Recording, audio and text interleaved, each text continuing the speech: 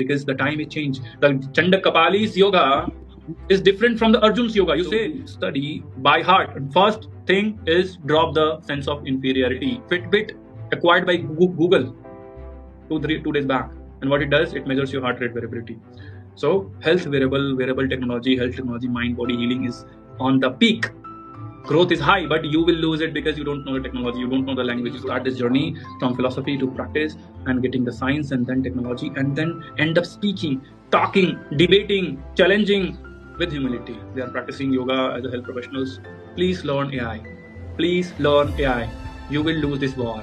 Some stupid person sitting on the computer will replace you because he has prompt engineering. He knows agentic AI. He knows website development. Every yoga teacher, every yoga instructor should have their personal website. They should be on Instagram. They should know how to use Canva. They should know how to create podcasts or videos, or they get rooted in scientific journals. You talk people like Ashish, okay? You follow his channel.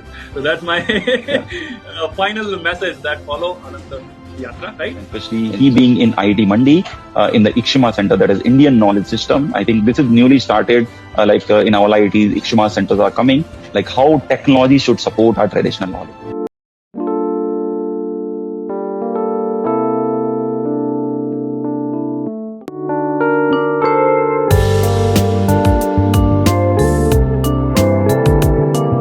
Have you ever wondered, nose is a gateway to a mind? And in yoga, there are a huge amount of traditional wisdom which says, by changing your nostril or the flow of air in your nose, you can change your mental state, you can modulate, or you can decide your destiny in life. So today I would like to welcome all of you to this Anand Yatra podcast, and I'm your host, Ashish. And this podcast is based in spreading healing through conversations which are rooted in lived experiences, with traditional wisdom, and scientific inquiries. So today in this podcast, we have a special guest with us, Satyam Tiwari sir with us. So welcome, Satyam ji. Namaste. Thank you, Ashish ji. How are you, Satyam ji? I'm really well. I hope आप भी अच्छे हैं, and the audiences, they are also fine. Fine. So today we have with us Satyam ji, and today podcast is going to be very interesting for the people, for those who are interested in the science of changing their life, science of knowing your breath, how by changing your breath or by mindfulness, you can alter your life situations. And there is a huge amount of traditions in Indian traditions, which is there, known as Swara Yoga, or yoga through mastery of your breath or the flow of air in your nostrils. There is something called as when the air is flowing through your right nostril, that is Pingla Nadi activation. When it is flowing through left nostril, it is known as Ida Nadi activation. And here is also like huge amount of how it changes our physiological condition, psychological condition, and as well as neuro, like at the level of brain as well. So Satyam ji is doing his work, his PhD in something related to this topic only, Swara Yoga, that how this nasal dominance work and they change our mind, change our physiological state. And he's going to let us know in detail about this Swara Yoga. And if I talk about Satyam ji, so he has a very rich background in yoga. He has done his BSc in yoga, and after that he has done his MSc in yoga, and after that he is now currently pursuing PhD, which is I think the highest degree that anybody pursues if he interested in that field. So, and in his PhD topic, he is currently doing from IIT Mandi and especially in IKSMHA Center, that is Indian Knowledge System of Mental Health Applications.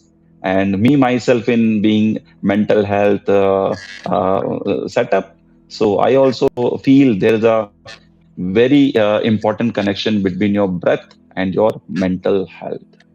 So Satyam ji, I would like to ask you to take us to your own journey, like how your journey of PhD till now been there, because see, this Anand Yatra podcast is also rooted in people experiences. So would you like to share your experience, your journey of doing currently your PhD? Definitely, I would like to seek the blessings of Devi, Om Namah Shantikaya, and I offer my obligations and my prayers to the audience and the uh, God living in everyone's heart. The question you asked about the journey of my PhD and research, yeah, it's fantastic, and I'm not able to show the audience and the camera where I live. So this is the Valley of Command and situated around IIT Mandi. This place is fantastic. Weather is good, and I think this is the place where Maharishi Parashar and Maharishi Markandeya and various rishis started their journey of IKS, Indian knowledge system, pranayama, dhyana, tantra, yoga, and various other traditions. So I feel myself to be blessed to be in this place for more than 4 years now, and continuing the journey that what they started as a subjective experience, as a subjective observation. Now we are trying to add more objectivity, developing wearable devices, doing neurophysiological studies, but not diluting the essence of the science that was started here. So if you ask how I feel blessed to be in Himachal Pradesh, to be in Mandi, to be in IIT Mandi, to be in IKSMHA Center, Indian Knowledge System and Mental Health Application Center, and the most important thing, to be in Himalayas. I think Himalayas are the center of this traditional based wisdom, and if anybody is in the quest of knowing themselves, their way goes to Himalayas only. But I think Satyamji chose the different trajectory, and he is trying to explore the journey through scientific inquiries. So, like Satyamji, I would like to go a little bit back. I think you have done your BSc in yoga and then MSc. Like, how you chose to be a yoga? Like, most people don't go to this yoga-based, unique approaches, like to be a yoga teacher or yoga therapist or yoga professor kind of thing. So, how that yoga came into your life? Can you share that story too? So I suppose you're asking how yoga came in my life academically. Is it so? Yeah, academically, or also like before that, are you practicing yoga or anybody in your family ask you go through that, or how that yoga came into your life, like your introduction with that yoga happened? Okay, sure. So you might be seeing me blushing and seeing me smiling. So definitely, what I started my bachelor's in MD&IY in 2016 was not something that I started in 2016. It was very, very back. And the answer lies in the place where I was born. This is Devariya district. It's around Gorakhpur Mandal. The name Gorakhpur comes from the legendary Nath Yogi, Guru Gorakshnatha, who is the founder of almost the best of the best Natha and proponent and authority in the field of Natha Yoga. Every asana, every pranayama, and most of the bandhas and dharanas that we practice in the name of yoga now, it's all coming from Natha cult. And the huge credit is uh, given to Guru Gorakshnatha.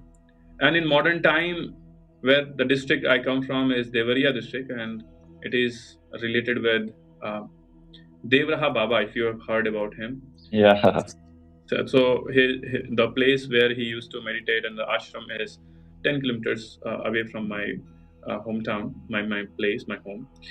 And the town I come from is Barhaj. It's in the bank of Saryu River, and it's a Ram Janki Marg, where it's in between Ayodhya and Mithila. So Rama and Sita, it's connecting both, and it's the same river Saryu, where that comes from Ayodhya. And growing in my early days, I was exposed to yogis. I was exposed to especially Natha yogis, and even I come from a traditional Brahmin family, so everything was there in my own family. I got a lot of teachings from my own family. If you ask me where my journey began, definitely from my mother. She is a very pious and very religious lady, and I would call her as a yogini. And I'm not saying just because I'm her son, because I have some experiences in my some dream state or somewhere I felt that she is my mother, and she is also some form of a yogini. She started teaching me Bhagavad Gita when I was 4, and Ramayana, Valmiki Ramayana, when I was Wow. 5 year old. And my father runs a school. It's 30 years plus. More than my age is. And this school significantly changed the literacy rate of my whole town. So my father is a poet, and he also shares some spiritual dimensions, but more on poetic, like Kabira and Rahima. So at the age of 8, he started teaching me Kabir's fantastic account on Saki, Sabad Ramani, and I used to end up remembering hundreds of his dohas. And because once in your childhoods you are asked to remember certain slokas and mantras and dohas, chandas, you end up realizing them. You end up using those things in your normal day-to-day life. You end up impressing your colleagues. You end up impressing your other students, fellow students, and True. somehow you get the attention from the teachers. And because I was also to be said as a good student, I has a good memory, and I was always regarded by the teachers. And because my father used to take me and sit me with and talk to discuss with older teachers and professors and thinkers and philosophers, and being a poet, he used to expose me with his poetry. And Oh, trust me, the kind of poetry he does still is very, very esoteric, having depth of the dimensions. And that's how I end up growing my metacognition, maybe, or somehow higher order thinking or meta awareness or something. So it all started in my own family, but gradually I came to know about my family in the back, family in the past. My grandfather, my grandfather was a very adept Ayurvedacharya, and not just any ordinary Ayurvedacharya. He was into Jyotisha Shastra, Bhaishajya Jyotisha plus Ayurveda. So at his time, he was master of Nadi. As his time, he was master of getting the plants and herbs based on nakshatra. My Nanaji used to be in defense forces and also a learned tantric. My Fufaji used to be a Swara Yogi, a sadhak, a Jyotishi. But I, I could not manage to meet them. So they all passed when I was very young, and even most of them passed when I was not even born. I met only with my Chachaji, and he was really a sadhak, terrific sadhaka, tantric sadhaka, and Jyotishacharya.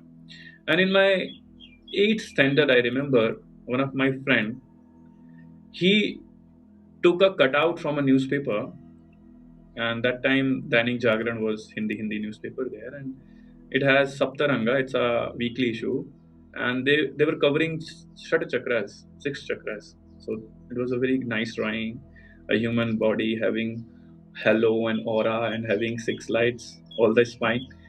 And he just brought it and he cut it out and brought it.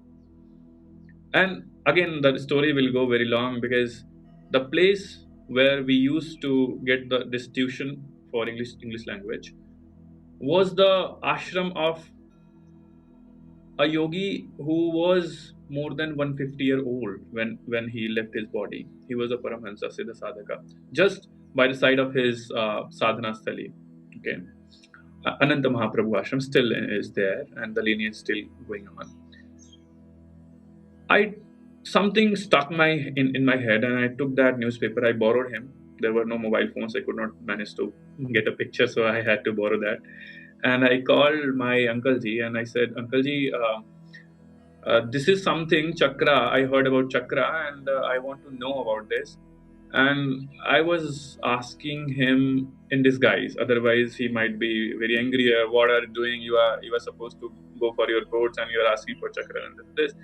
But he laughed, and I said that, Uncle Ji, my school has asked me to prepare an assignment on this so that he won't be angry and mad. But he understood the assignment. He understood the assignment, and he said that you refer Shiva Swarodaya, and that was the first thing in my life. I have read so many things previously, even potentially Yoga Darshana, I was also having read till then. But the entry of Tantra and entry of Swara Yoga, Swara Shastra, Tantra Shastra came through my Uncle Ji. He said, refer Shiva Swarodaya, and something stuck.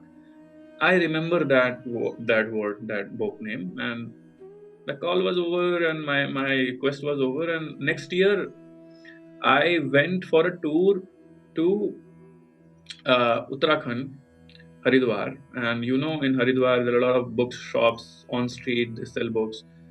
And my eye got stuck on Shiva Swarodaya out of nowhere. I was just roaming around, and I was a book collector from my childhood, and my eye got stuck on Shiva Swarodaya. I bought it, and I bought so many other literatures also.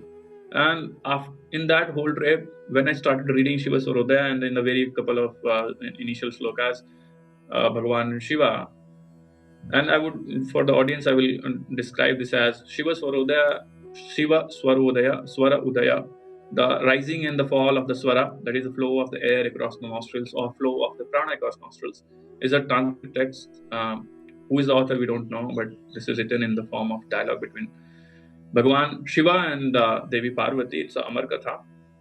And Bhagavan Shiva was describing the evolution of the cosmos, how cosmos evolved and how Panchatattva came and how from Akasha to air and everything. And I had read about quantum physics till then. I had visualized everything in the form of quantum and atoms and molecules before that, being a good student and fond of physics and fond of modern medical science even.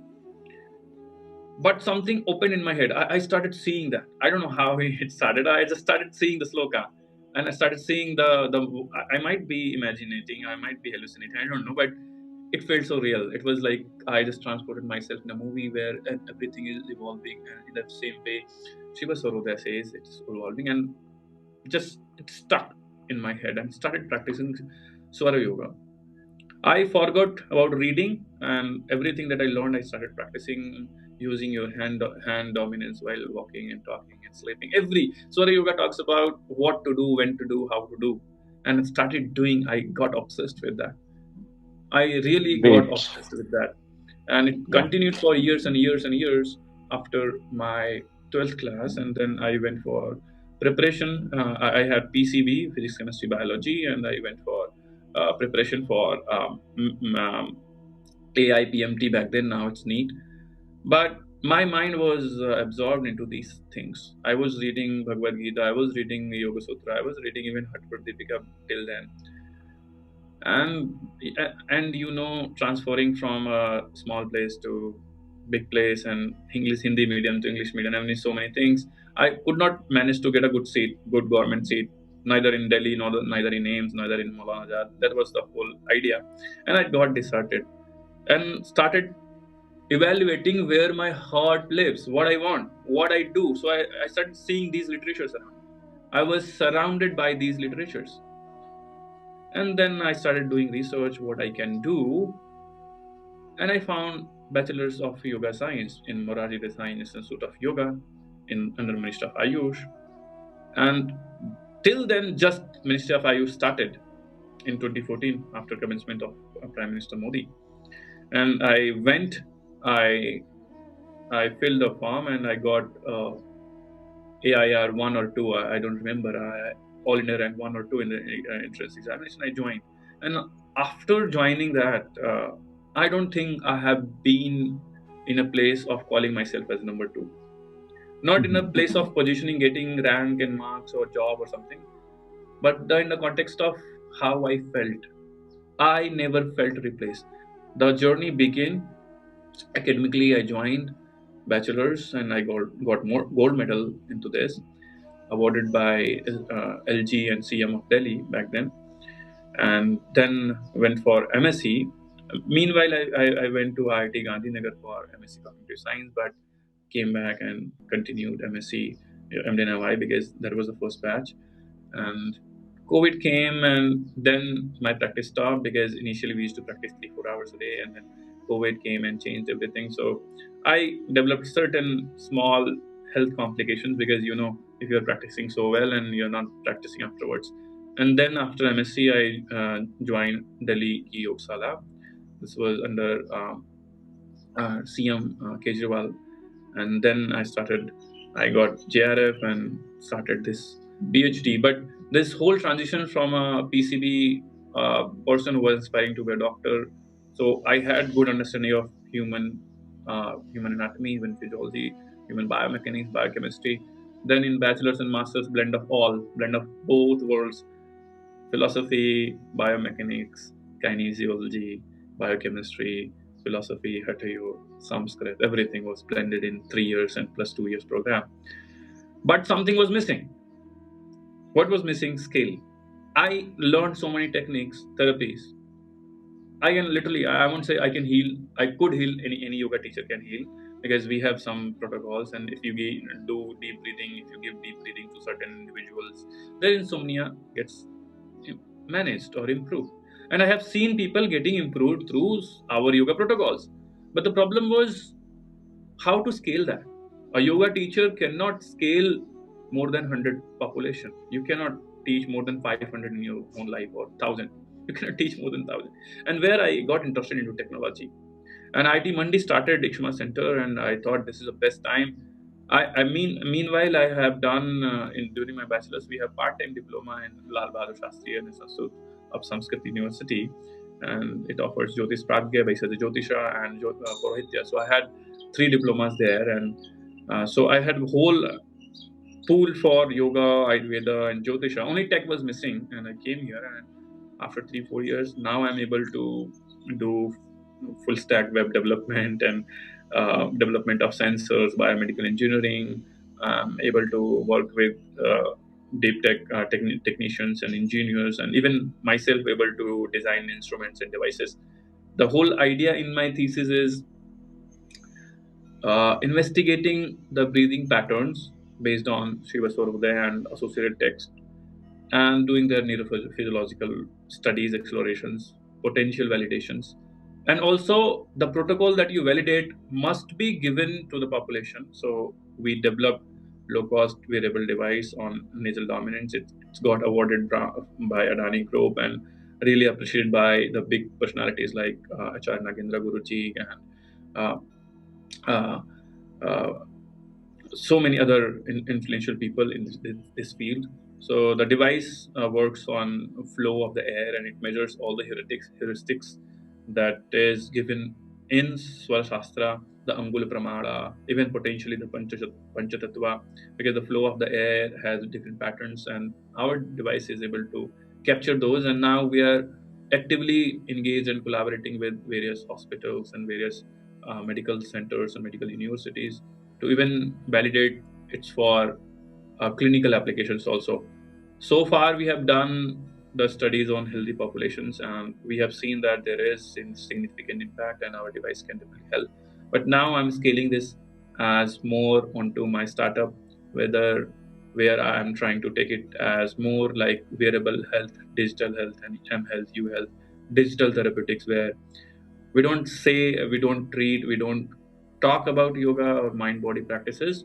We have technology, and based on technology, we make the process of the practice of the education of yoga, Ayurveda, even Jyotisha, even mind body modalities as science, as technology, and as something conscious living.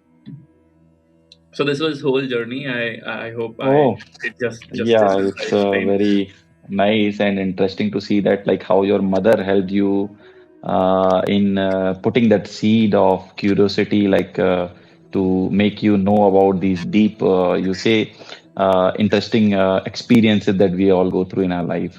So, Satyamji, I would like to take you a little bit again, go back, because you know everybody is not knowing about all these, you say, hard words, or because we are from yoga, so we know it better. So I will be little bit going back and asking you a few more things. If you could describe in detail, that will be a great thing. So you mentioned of Swara Yoga, correct? And that Tantra and Swara Yoga are correlated. So all of know that yoga, asanas, all kind of things.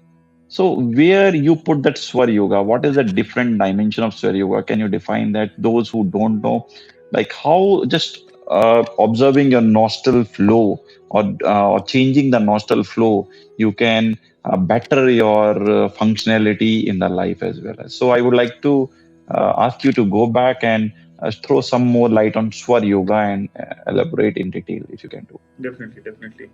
So the question is very, very important. And Satyam, can you just look at the camera? Then it Okay. will be better. Yeah, if Thank you. you try that. I know it's a little challenging sometimes, but if you try, Yeah, if you yeah. can just look at camera. I have a lot of good nature here, so I sometimes Oh, okay. For distracting. some time, you make this nature as complete only, huh? And you see Yeah, if it's yeah. possible. Yeah. Okay. Sure. Thank you. Thank you. So the question is very, very relevant, very, very important, and I appreciate this question because there is still not a lot of discussions, not a lot of material, not of good things about Swara Yoga. The word Swara means the flow of the prana. It's like dhwani. When river flows, the water flows in a river, it creates a sound. In the same way, when breath flows in the nostrils, it creates a sound, or the prana flows in the nadis, it creates sound, and that is Swara. Where Swara Yoga is placed, it's a foundation of Hatha Yoga. It's a foundation of even Tantra. Why I'm saying this? Hatha Yoga, Hakarah Kirtitah Surya Takarah Chandra Uchate, Surya Chandra Masur Yogat Hatha Vidyo Nigadyate. As per Hatha Pradipika, the description, the classification, and the definition of Swara Yoga is what? Hakarah, Takaraha, Ha, Surya, Tha, Chandraha. Management of Surya and Chandra is Hatha Yoga, and you manage it through Dhauti, Basti, Neti, Noli, Trata, Kapalabhati, Shaitani, or you manage it through Surya Bhedana Ujjaya, Sitkari, Sitali, Bhastrika, Brahmari. You manage through asana, you manage through pranayama, you manage through various things. Because Hakara and Thakara is the principle of Surya and Chandra and the flow of the prana in the Ida and Pingala. And when you manage the flow of the prana in the Ida and Pingala, you are suddenly getting ability to manage the flow of the prana in Sushumna. That is blocked completely because you are living in a Dvaita state. Your nadis are Ashuddha. And when you balance both of them, and through not just Nadi Shodhana, every practice that you do from Ahar Shuddhi, Vichar Shuddhi, and Guru Padishta Margena, and changing the place and living a good life, and then doing Shatkarma, then doing Asana, then doing Mahamudra, Mahaveda, Mahaveda Sakheshwari, and then doing so many things for years and years. And then you are able to balance your Ida and Pingala. And then you get the ability to be in Sushumna for a period of time, and then Kundalini Jagran happens. This is the mechanism of Swara Yoga. This is the mechanism of Pranayama. This is the mechanism of Nadi Shuddhi. Yeah. This is the Satyam, mechanism. would you elaborate like the one who doesn't know what these nadis are, what this pranayama prana is, and Ida Pingla, and how like the sun and moon are related to us, and anything on that? Definitely. See, Yata Pinde Tat Brahmande, whatsoever there is in this Pinda, in this microcosmos, is there in the Brahmanda. And yogis use analogy, they use various symbols.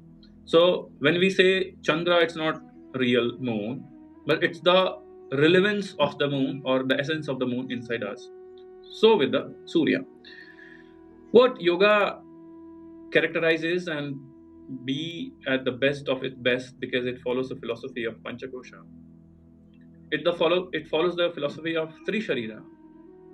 We are not just this body. We are not just this body. We're not just cells. We're not just atoms. We are more than that. So this cell, tissue, organ system, and this body has inner layer, the software, Sukshma Sharira. And even Sukshma Sharira has the subtler version than the subtler it is, that is Karana Sharira. And beyond that, the Atma, the Seer, the Drashta, the Purusha, the Chesana, you name it, exist. We cannot touch the Karana Sharira because it's beyond our perception.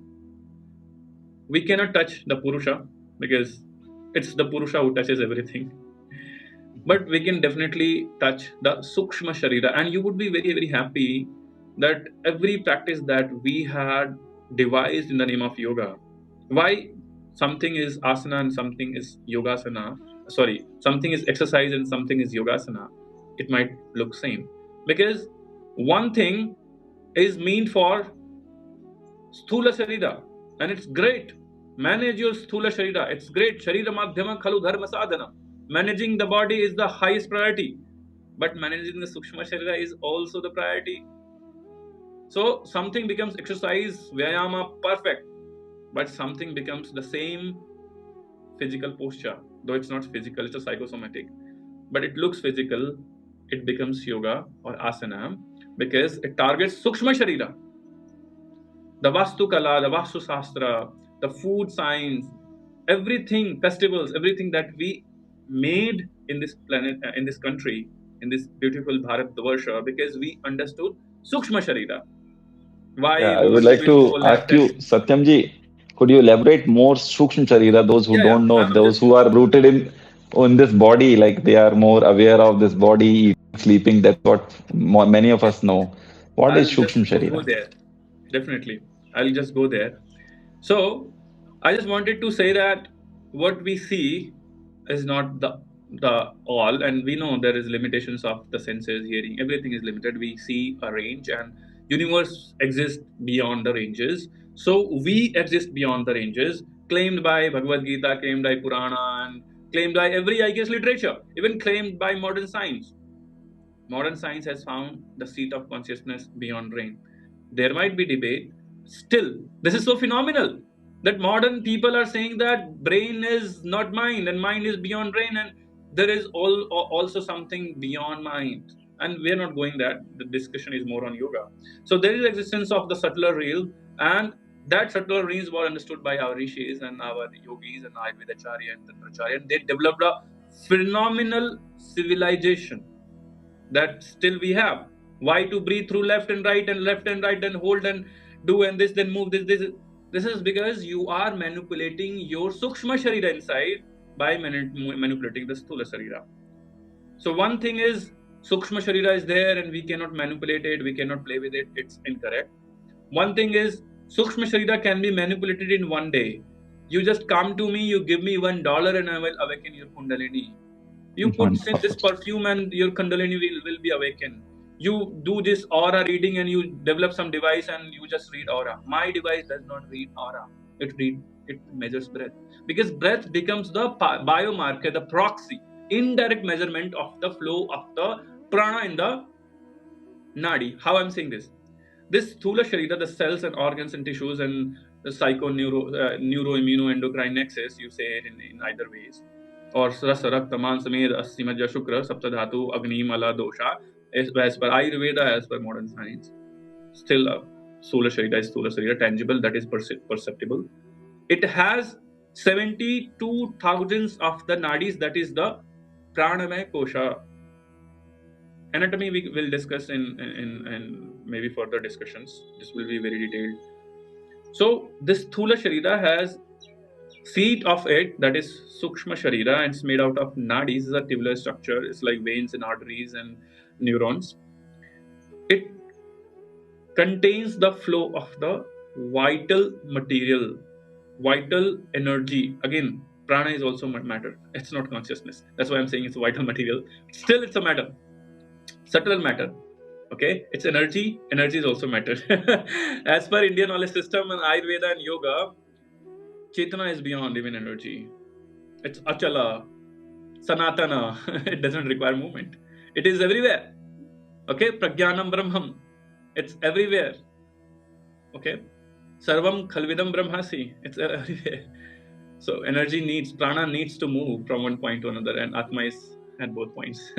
So purusha and atma and drashtu and chitta and soul and spirit, whatsoever you say, is beyond even energy. But even prana and energy is subtler than matter, and whatsoever you do in your life, you eat and you sleep and you talk and you submerge, ahar vihar, yukta ahar vihar se yukta cheshta se karma tu yukta sapna, everything yukta that you do in your life, in good or bad, is again trapped or interacted by your Sukshma Sharira, the flow of the prana and the structure of the nadis. You either damage it or you improve it. That's why you do sadhana. That's why you do lateral bending, forward bending, backward bending, this dhoti, that dhoti, this neti, that neti. So managing the flow of the prana in these nadis, and out of 72,000 of nadis, we know Ida and Pingala. Ida is there in the left nostril and Pingala is in the right. Ida is not in the right. Ida is subtle. You cannot touch Ida. I cannot touch Ida. I am touching my left nostril. It's not Ida Nadi. Because it's subtle. But it's not so subtle. It's not so subtle that it exists in right. Ida cannot exist in right. So it's sthula, right? It's sthula in this regard that Ida is there in the left nostril and Pingla there is the right nostril. Forget about all of others, and Sushumna is there around the vertebral column. And when you manage the flow of the air in these nostrils, because the flow of the air in the left nostril depicts, mimics, or becomes the proxy or indirect measurement of the flow of the prana in the Ida Nadi.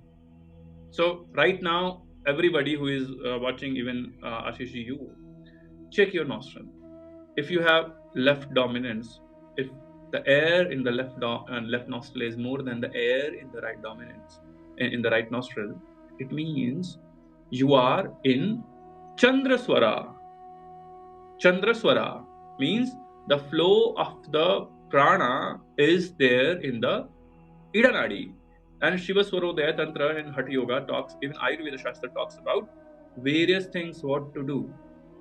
Right now, what we can do. If anybody having right dominance, the air is more in the right than the left, you are in a different state. And Swara Yoga talks about what to do and how to manage, how to change this to this and this to this.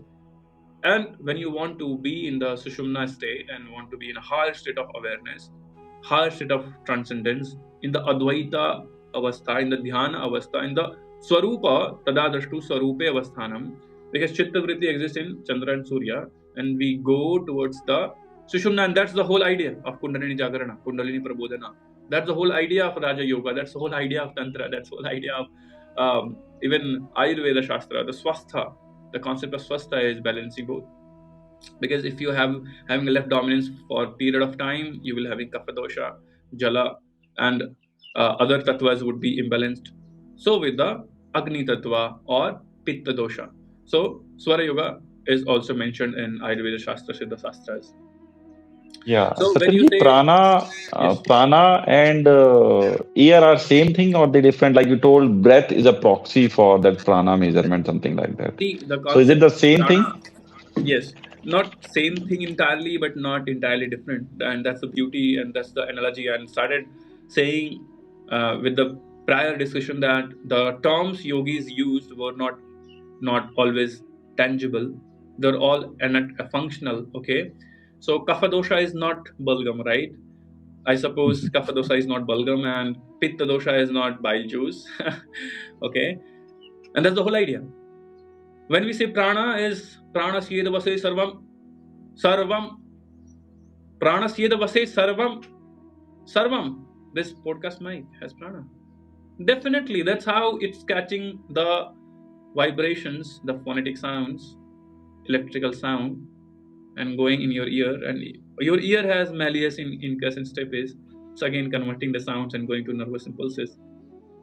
And you're hearing and then converting the, so energy is transferring. This every transfer of energy to ATP to phonetics to neurons to mechanical vibration, every movement is prana. So atom is moving through the energy of prana. So why not breath? Energy and prana are also same only. What? Energy and prana, like you Yes. mentioned, this is prana only. So is energy like we see heat energy or wind energy? Everything. It is also prana only. Every movement is prana and everything is moving, and that's the beauty of prana. Prana Syed Vase Sharvam. Everything is pervaded by prana. But the beauty of human life, the beauty of human life is we get the ability to manipulate, intervene, subject, change the level of prana. You can choose what to eat, animal can't. You can choose how to sleep, animal can't. You can choose how to talk, how to manage your posture. You can manipulate your breath better than any other animal. That's how we get speech. Speech is nothing but what? Manipulation of breath. Mm. That's how you cry and laugh. Every other animal can cry. Only you can laugh. That's how you get the ability to manipulate your abdominal muscles and diaphragm and have deep breathing or functional breathing, non-functional breathing. And that's the beauty of respiratory system. It's voluntary, non-voluntary, semi-voluntary. Either you check it, otherwise it will run on default. So when you say what is prana? Prana is air, yes. But prana is not just air. Nadi is there in the right nostril, Pingla Nadi, yes. But right nostril is not the Pingla Nadi. Okay, it's the sthula dimension of Pingla Nadi. Even right nostril is used as the word Pingla. Idayet purayet vayu rechayet pingalaya punaha. The word in Granth Samhita says, inhale through Ida Nadi. How can you inhale through Ida Nadi? Excuse me, sir. How can you inhale through Ida Nadi?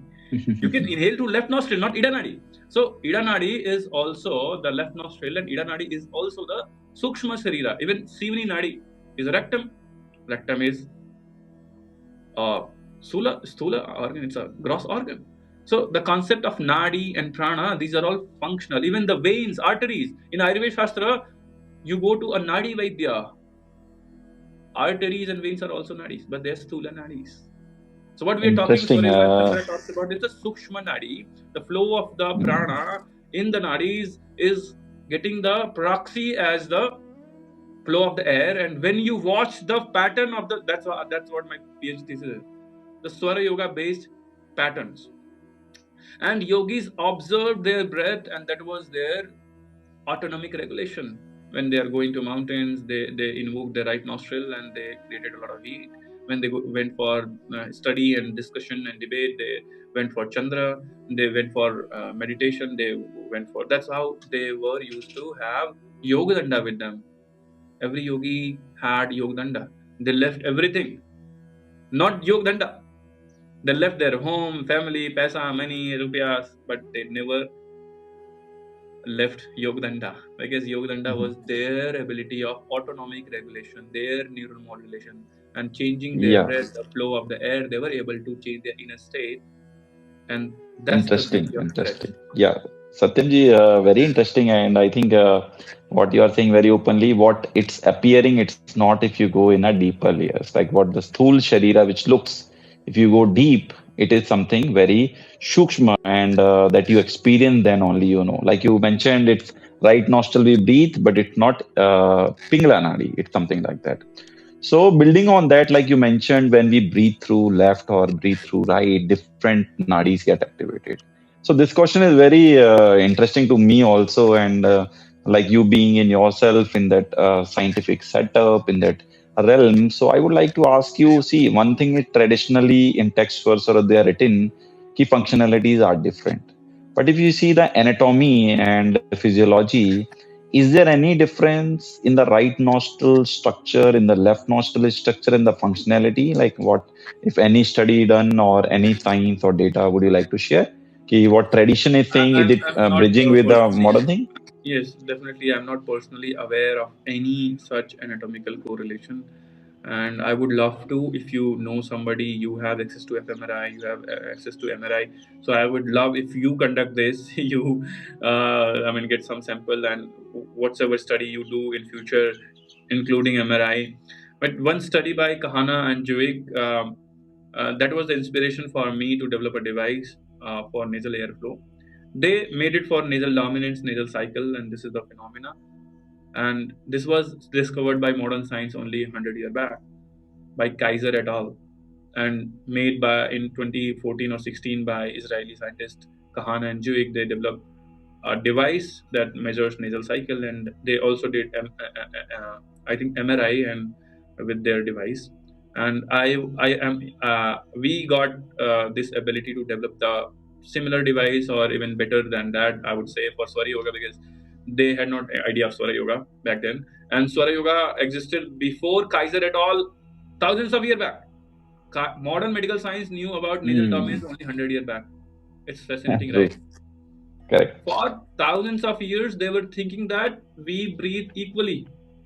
And tell me, what is the reason of having two nostrils? Why not one?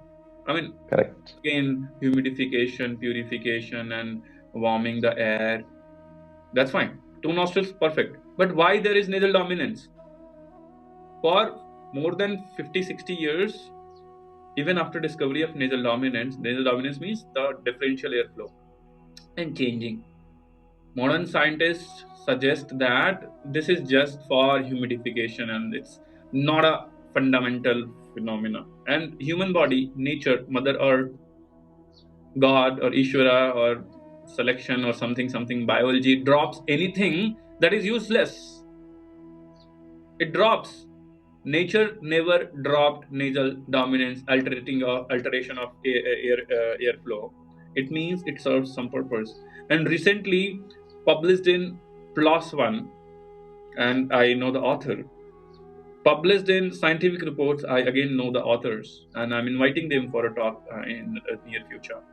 And the speaker that you discussed, the last guest you had, Dr. Anand Yogi Bhavanani, and I would take the privilege to mention that before, when I got interested into Swara Yoga, okay, and that I think that's the whole idea of myself coming here, is I saw him with you and we had a talk for this podcast, and I thought this is the time.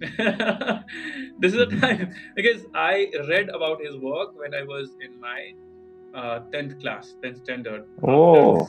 After interaction of my uncle's suggestion to read Shiva Sarodaya, and back then internet started. I got access to internet. I started reading, and I found a person who is a medical doctor and a yogi. Yogacharya Anand Yogi Bhavanani. Correct. But a big fan of Acharya ji, and I read his book, and I learned that you can manipulate these nostrils and this, and I think that becomes the fundamental for my research as a scientist, as a researcher, as a PhD doctoral researcher, and that was the turning point. And I, even being a doctor, was, I think, from his inspiration that you can be a doctor and yoga coach. But I could not become a doctor, but I end up being in yoga science because the syllabus taught more of the both of the worlds. Not doctor, but at least it taught human anatomy, physiology. And I met him in one of the international yoga fest, and I told him, I don't know, he still he's aware or not. I'm connected with him, and I told him that Acharya ji, by your reading, I am into this, and now we are trying to develop devices, and this is this. So the whole timing was very, very nice. Okay. Yeah, definitely. And sitting with him, it was very, I will say, strong.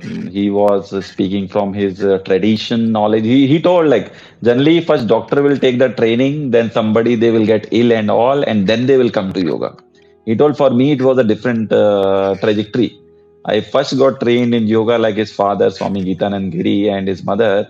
Both are from tradition doctors. That's why they are doctors as well in the lineage. And then he went into that modern medicine and all those things.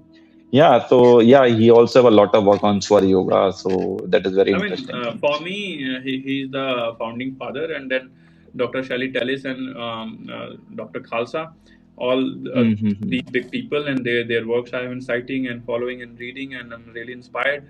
But the question that you are asked is still unanswered, and I would love to know what is there in anatomy. But I don't even care if it is not there, because again we don't know. Nadi is not in this body. And if we have two nostrils and there is a nasal dominance and ultraradiant rhythm, it's keep changing. Definitely, the dominance has the effect, and this is well established now. If you change the nasal dominance through pranayama practices, through left nostril, right nostril, unilateral nostril breathing, or forced nostril breathing, or uni nostril breathing, there is neuromodulatory effect. The pathways are being discovered, and all these three names I took, Dr. Shally Tellis, I would take her name, and she has also done a phenomenal work on Swara Yoga.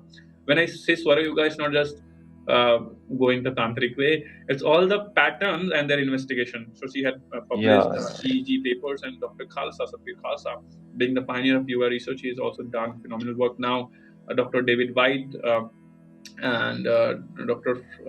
Anita B, and these all 5 people, and now I'm just joining this club. So though I also come from yoga science and this, but my idea is making this ancient technology integrated into modern technology and scale it. Give everybody Swara Yoga, Give everybody Swara Yoga in their own watch, in their phone. They get reminders. They check their Yeah, swaras. Satyamji, we will go in this in a detailing. Yeah, so before well mentioned about Shelley Tellis and all those. Hope we will also connect with them someday and have a elaborate discussion with them as well. So now I would like to go into your research mainly, and I would like to tell the audience also. Recently, Satyam got the Pragna Tech Award winner in 2025 for making a device which checks this nasal dominance and a lot of things, which are like he's also telling us. And he is also like founded that Yoga X Biofeedback Private Limited, and he is also working on that. So that shows like Satyam is not just speaking here; he has a lot of ideas, energy behind him, and I hope in future they will take the shape. So Satyamji, now I think you are near completion of your PhD and about to submit your thesis as well. So would you like to share like what you have done in your PhD? Like what was the main research question you were trying to answer, what methodology you have followed. And see, he has this beautiful device in his hand also. So could you elaborately tell about that in more? And what are the challenges you have found during that? Also, we'd like to know that. Definitely. So this is my PhD, and I will just keep Oh, my PhD by the side. And yeah, cool. so Can the you show that objective, device little close to all of us yeah. also, like how it looks? So this is Oh, handheld. fine. This is not wearable. So it has two sensors, Oh, and it connects with the cannula, and it measures all the heuristics from Shiva Surya, and also modern dynamics of breath, flow rate, and depth, and uh, Swasa Praswasa Vikshepa, Sahabhuvaha. You read in Shiva Patanjali Yoga Darshan. We can measure that. Swasa Praswasa Vikshepa, we can measure. The Kumbhaka and Rechaka and Puraka ratio, we can measure. We can measure the Swara Prabhava. We can measure the Angula Pramana. We can measure even Tattva, Pancha Tattva. So you will say, how you can measure Pancha Tattva? I did not discover with humble gratitude. I am saying this is mentioned in Shiva Swarodaya, Shiva Sastra, Swara Sastra, that if you have certain angula of breath, angula means how distant you are breathing, how much effort you are putting, and the breathing is going from lower side, right side, upper side, or it's making what type of pattern you exhale it on the glass or mirror, and what pattern it makes. And this angula pramana and direction and the pattern, all three are connected. If it follows a certain angula, it follows a certain direction, it makes a certain pattern of condensation. These are very technical points, that's why I'm not keeping it very detailed. We can discuss it in maybe further discussions. yeah, but little bit So if you elaborate, I would like to know about all these things. I am interested to okay. know. Yeah. See, so when we talk about breath, and that's the whole of my thesis is about watching the breath patterns in the context of Swara Sastra, because breath can be studied in various ways. We have spirometry. We use mouth breathing in spirometry, and we think that we understood we understood respiratory system. So why we have pair of nostrils? Nasal breathing is different than mouth breathing, and it's evidential. Okay, so though lung capacity you can measure, but how do you know the turbulence and the flow and everything is fine or not? Okay, and you mentioned nasal deviation in the before discussion, and definitely it's there.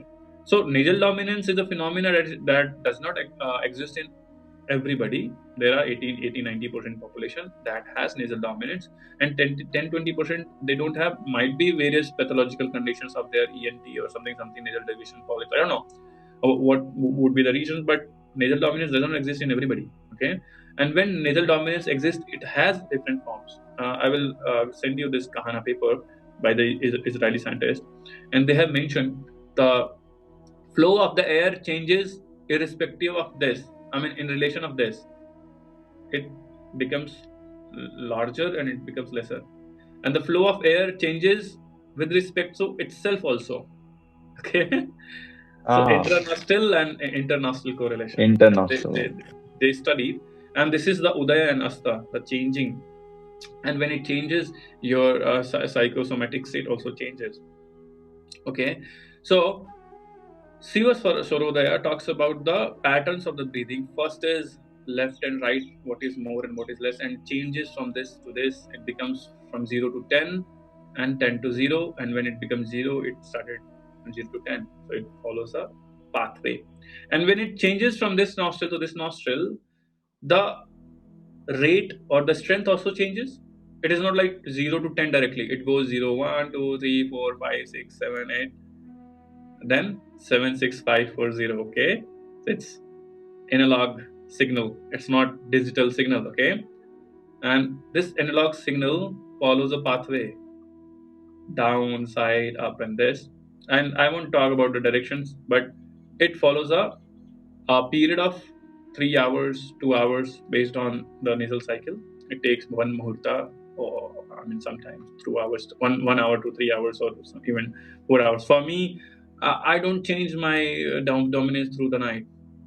Entire night I keep right, as mentioned. In the day, whenever I go for lunch and this, I change the right dominance, and throughout the day I have that. And that's the Swara Shastra talks about a yogi should do this. Yeah, here I But a will normal stop you for a person, moment. Yeah, yes. just to ask you, you mentioned that nostril dominance changes. Any particular reason it changes, like based on our activity, based on the work we are doing, it naturally changes. And you also mentioned yourself, like you change in the night, like how we change. And yeah, one important thing is also, are the nostril flow in a nose? They say something key when right is flowing, you should do particular walks that is more beneficial when you do left. Anything on that? Yes, definitely. And I did study on this. So I asked my first year BTech students to practice right Surya Vedana, and one group to practice Chandra Vedana, and it got published in Springer. As a conference paper, we have MBCC here. So as a proceeding book chapter is getting published. And we found that group that practiced Surya Vedana before a mathematical 15 minutes long multi-step reasoning task, their accuracy and reaction time, we checked both. So their accuracy got improved. Logical. Surya Vedana made them logical. But their reaction time got down. Okay? And the group that practiced Chandra Vedana, their reaction time was very high. They're able to do things very fast. But the accuracy got down. Oh, Okay? And for the 1 digit and 2 digit task, for the easier task, Chandra Vedana was okay because the accuracy went down but not so down, and reaction time was up. So for easier tasks, Chandra Vedana was good. Chandra Swara. And for the high and difficult task, sympathetically difficult, challenging, demanding task, for the 4 digit and 3 digit beyond mathematical operations that has different digits, and you have to add and subtract and do various logical processing in a single time in a very fast manner. You have to put things. Okay. On those lines, 3 digit and 4 digit, Surya Bhedana, Surya Swara, the group practice right inhale, left exhale, they outperform. Okay, so this is not just one study. The name I took, Dr. Balayogi, Dr. Talis, and Dr. Khalasa, they have studied various experiments, because this is my journey I've started, and they have done phenomenal work. So when dominance changes, things changes. In right dominance, you are more alert, you are more sympathetic, you are more ready to live the life the way you should eat and sleep also at that time. Chandra, left dominance, is more on intuitive, more on emotional, more on aesthetics, more on poetic, more on let's say easier side of the life. Okay, aesthetical life. And when you get the balance of both, and it happens every 2-3 hours, and that is the Saraswati period, that is the Sushumna, Saraswati and Sushumna are one. That's why we say, do not say anything wrong about anybody. You don't know when Saraswati is there in the tongue, and sometimes you see something and think something, and it happens because this is the Sushumna state where your mind is entangled with the higher possibilities, and it happens in the early morning, in the evening also. That's why early morning and evening is always asked to sit and meditate, and don't do anything, don't do any material activity, don't eat, don't even study. In the evening, don't study. I used to got furious that, Papa, why should I not study in the evening? He said, no, go for a walk, or go chanting, or go to temple, or ring some bell and study Gita. I used to study one chapter of Bhagavad Gita in the evening, and Sundarakanda and various things. So now I understood, because that is the Godhuli, 12 minutes before the sunrise, because I'm in the Jyotish Shastra also, and Swara Yoga cannot exist without Jyotish Shastra. And I think no yoga, no Ayurveda can exist without Jyotish Shastra, and Jyotish Shastra cannot exist without yoga, because it's all one. Yogena Yeah, chittasya parismacham. Okay, so same rishi was everybody. So 12 minutes before sunrise, 12 minutes after in the evening also, Sushumna Swara is there, and that is the biomarker, or this is the proxy, or that is the correlation of higher awareness, and no study has been done so far. So, though there is no anatomical distinction between the nostrils, but the flow of the air has its neuromodulatory and autonomic modulatory effects. If you breathe through right nostril for a period of time, you get certain HRV parameters changed. If you breathe through left nostril for a period of time, and when I say breathe through left nostril, it does not mean uni nostril. Okay, I did 150 participant study and I found something phenomenal, though it's a very initial stage. So what I did is I got 5 groups, 30 30 30 30 That is a part of your PhD study only, Satyamji? Yes. Okay. Yeah, I would like to know in elaborate. Please elaborate it's that what you have done in published that. in one of the international conferences, Scopus Indexed, in Biosignals Bioset in Portugal, and it was presented there, and they appreciated and asked me for the book chapter and detailed book chapter on that. And we are also making this paper as a machine learning also, and we are submitting it on a paper. So this had 150 participants, 30 group per, and the 5 practices were: you inhale and exhale through one nostril only, left nostril, okay, for 10 minutes. Second group, you inhale and exhale through right nostril only. Then you inhale through left and exhale through right. And then you inhale through right and exhale through left. And the fifth is breath awareness, spontaneous breathing, observing your breath. That's a control loop. So what do you think, Ashish ji? What do you think? If you inhale through left and exhale through left, and if you inhale through left and exhale through right, is it not same? Yeah, this question is also with me for a long time. I also think, like they say very clearly, you inhale from left, that has different functionality. You inhale through right, different. But nobody talks of when you exhale from left or exhale from right, how does it matter? Correct? Now, We that's, have I think, the nothing. difference between. Yeah, so I also don't know. Clearly, I will say that. So, would you enlighten me? Yes, Correct. definitely I will say. I will tell you. And this was very phenomenal, very fantastic, and something close to my heart. The left nostril and right nostril with control is published in the Biosit Portugal. The 5 group study is coming in Springer book chapter. I think they have accepted it. Only thing is they are not So, issued the these were like some patients or healthy population healthy only? population. I have worked And largely how on. long that intervention was given to This them? was very acute effect, 10-15 minutes of The breathing. acute effect. Yeah, only 10 HRV. minutes. Yeah. So what I found is left inhale and left exhale is out of 5 practices, including the control, spontaneous breathing, just observing the breath mindfulness, nothing else, just observing the breath, nothing else. The worst breathing is left inhale and left exhale. Oh. It is even below than normal breathing. What do you mean when you are saying worst breathing? And also, those It, who don't know HRV, yeah, can you just briefly tell yeah. what is So HRV? HRV is heart rate variability. It's the ability of the heart to adapt itself, and that's why we are human. That's why we're living. And you ask why nasal dominance changes, because we change. Right now we are talking, and I will get hungry and I will go and eat. So do you think I would be in the same state? No, because we have millions of cells, trillions of cells, and trillions of biochemical compounds and changing. So we have homeostasis. So we have to sleep and wake up, and this. And Swara Yoga talks in the context of Pancha Tattva. Agni, Jala, Prithvi, Vayu, every tattva has its own effect. And based on those tattvas, doshas are manipulated.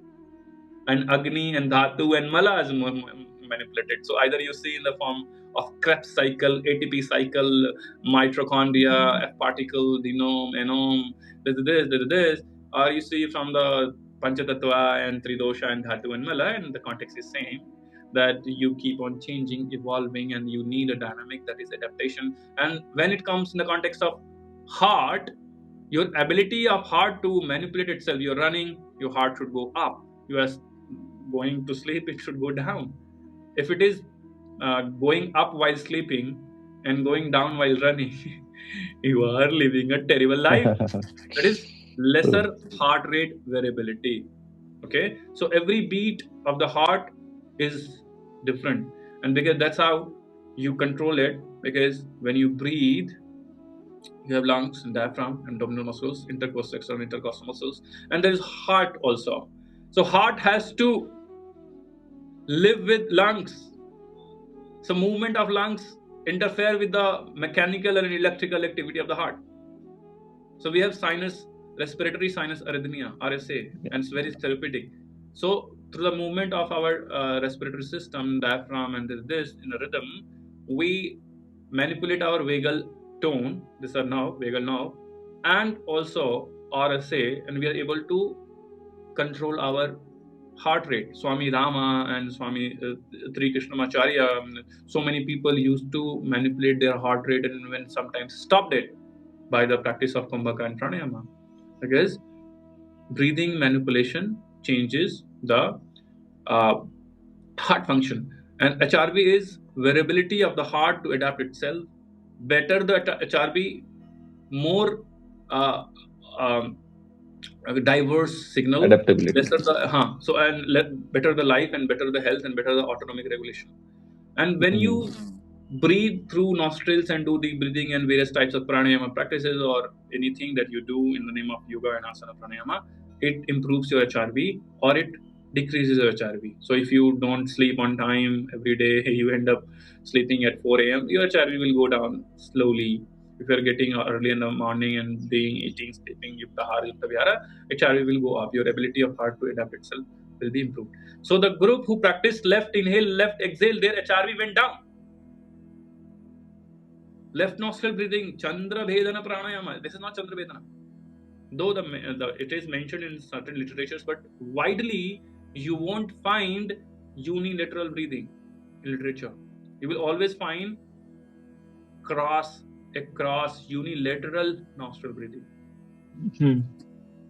Okay, so though this is just one study and I need to spend 5-10 years of my life. So have you explored the mechanistic ways, like what could be possible reason maybe in the past literature? Yes, when there is mechanism. So we have two nostrils and dominants, okay? And when you are blocking one nostril, but the air is almost the same, so the pressure increases, and the ability of our body to adapt and make the air warm and filter the air, and it puts a lot of mechanical burden on our homeostasis, okay? Because again, initially it was done by both nostrils. Now we are doing through only one nostril. You inhaled the cold air, now we are exhaling the warm air. Immediately you are doing this. So temperature variations is so much. Though this is just preliminary, and I'm saying what I have written in the journal paper, in the conference paper. So I'm stating the same thing. So it gives a lot of allostatic load on your system. So left inhale, left exhale was not good, and it should not be given, as per my understanding, should not be given to beginners. It might be good for the advanced people, advanced practitioners, but definitely not for the beginner. So after left inhale, right exhale was the group right inhale, left exhale. Light inhale, left exhale were even not so worse than left inhale and left exhale. And after that, right inhale and left exhale, and then breath awareness and left inhale and right exhale. Okay, so Chandra Bhedana was better than Chandra. Unilateral breathing. So you inhale through left and inhale through right is not equals to inhale through left and inhale through right, through left only. Okay. As per my preliminary finding, and I promise you that I will spend not less than 10 years of my life. So Satyamji, finally the conclusion of all this experiment you done, finally what you conclude with that? What is the final statement you have written? What I concluded is that we need to be culturally rooted. Okay, so the claims of Swara Yoga and Tantra and Pranayama are not so easy to grasp. I'm not saying they're wrong or they're right, but we need to be grounded in both of the worlds, in empirical sciences and also in modern in ancient sciences. And I suppose the practices that were given are not only for beginners. Okay, you are subjected to go for a period of practices. You do ahara shuddhi, you do nadi shodhana. Before even nadi shodhana, dhoti basti neti noli trata kapalabhati, 13 types of dhoti you do. Raja Chandakapali, sorry, Chandakapali went toGhiranda Muni, andGhiranda Muni gave him nadi shodhana first, or Kumbhaka, or Mahamudra, Mahaved. What he gave? He gave dhautis of 13 ties and bastis, and this cleansing. Okay, so Sodhanam Dhrita Chaiva Stairyam Dhairyam. Why there are limbs? Why there are sequences and hierarchy? Because you should not go and directly start manipulating your nostrils. So whatever we are doing is all beginners and naive. Even 1 year, 2 year yoga students, even myself, almost 10, 12 years, I'm a beginner. Okay, it takes 12 years to be at least one Jupiter's transit, one Kumbh Mela to be in the path, and every sadhaka has to spend 12 years. So now, being a beginner, we are going towards the intermediate sadhaka. So 1 year, 2 year, all students are even beginners. And what about the first year BTech students? They don't have to do anything with yoga and being stressed. Yeah. So we cannot get something from Shiva Saroda and slap on the face of beginners, slap on the face of clinical conditions, slap in the face of what we want to say. So the finding is very interesting, and it is proving the science of Swara Yoga, that every nostril and the flow of Yeah, the and I agree with that. Yeah, I agree with that, what you're saying. And I also feel these practices should be rooted in our ancient traditions, no doubt about that. And because they are preparatory practices. But one question that I have, like whenever yoga is taught in context of one is sadhaka, like the one who wants enlightenment and all those things, that is something different. And one, like you were also in that therapeutic setup before. So when yoga is used in terms of therapy, then you tailor it based on the patient needs, and maybe you tailor it for the 5 minutes or 6 minutes or 10 minutes, whatever the module is. You design the protocol for that.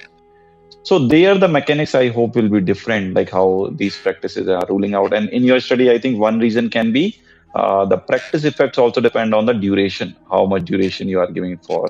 Maybe same practice, suppose in your study you gave for 10 minutes. If you give it for maybe 5 minutes, that threshold will not reach and all those things, like you mentioned of allostatic load. Yeah, that can be one mechanism, no doubt about that. But it is interesting, and this shukshma, these are all shukshma principles, and interesting things are there. So next question, like you mentioned of that device you have made, and you yourself mentioned, ki Ashish, this prana is a shukshma thing, and so how you are tapping the machine that you have made, tapping that shukshma prana, and what it is telling at the end, what the outcome it is telling us. It is just the pressure in the nostril that is measuring, or what are the parameters it's measuring, and how it's measuring. Definitely, it's a very fantastic question. I would love to answer this. The first thing I would like to make it clear that the concept we are talking is agochara. Prana cannot be seen, not touched, because through the power of prana you see. Okay, you see through eyes, and you touch through skin, tango receptors, photoreceptors. It functions through prana. So you cannot see prana through prana. You can see yourself with yourself, atmane vatmana tustaha, but you cannot see prana through prana. You have to go even at manomaya kosh level, at dhyana yoga, at yoga jadrishti, at atindriya, the sixth sense, then watch prana. You cannot watch anything subtler from the grosser one. Okay, my eye catches photons, that's why it's reflecting the photon from the mic, and I'm able to see it. If the photon was not subtler than the mic, the material, I won't able to see it. So prana can't be seen. So I can't see that. Nobody has seen. You can't see it. So what we are seeing, what we are trying to measure, we are not measuring prana. First thing, nobody can measure prana. It's not possible. Maybe So in what we are future doing? somebody can measure. Yeah. So what we are doing then? So yogis, Swara yogis, Shiva Swaroda, Bhagwan Shiva has spoken about the patterns of the breath, as I mentioned earlier. That if breath flows in this way, we will label it as flow of prana in this way. In the same way, when flow of right nostril is more than left nostril, we will assume that Surya Swara is there. We cannot prove it. We cannot prove it. And that is the fair point of technology agreeing with Indian knowledge Tradition. system. Okay, through tradition. So the device I am making is bilateral continuous nasal air dominance detection device in context of Swara Yoga. When I say in context of Swara Yoga means when right dominance is there, how it's changing to left and right to left and change and this, and I monitor it with HRV and I see when right dominance is changing to left, something is happening in HRV, and this was said in Shiva Sarvodaya. So why won't I say that this was already there in Shiva Sarvodaya? Why won't I say that? If something is said in Shiva Sarvodaya and something is proven and seen by modern medical science, HRV, EEG, ECG, and so many things, we can say that. Okay? True. So the pattern of the flow of the air in the respiratory system, in the nasopharynx, across nostrils, are having various types. And our device captures those. It has pressure sensor, and I won't talk much about this because still it's under development and patent and this. Okay, so using these sensors, the mechanical sensors, because breath is mechanical, okay, so the pattern of the breath is also mechanical.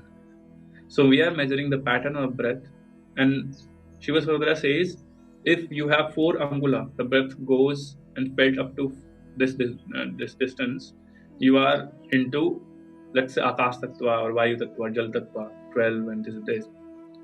And when you are in this Tattva, your mind and body would be in a different state. So we are not validating or negating.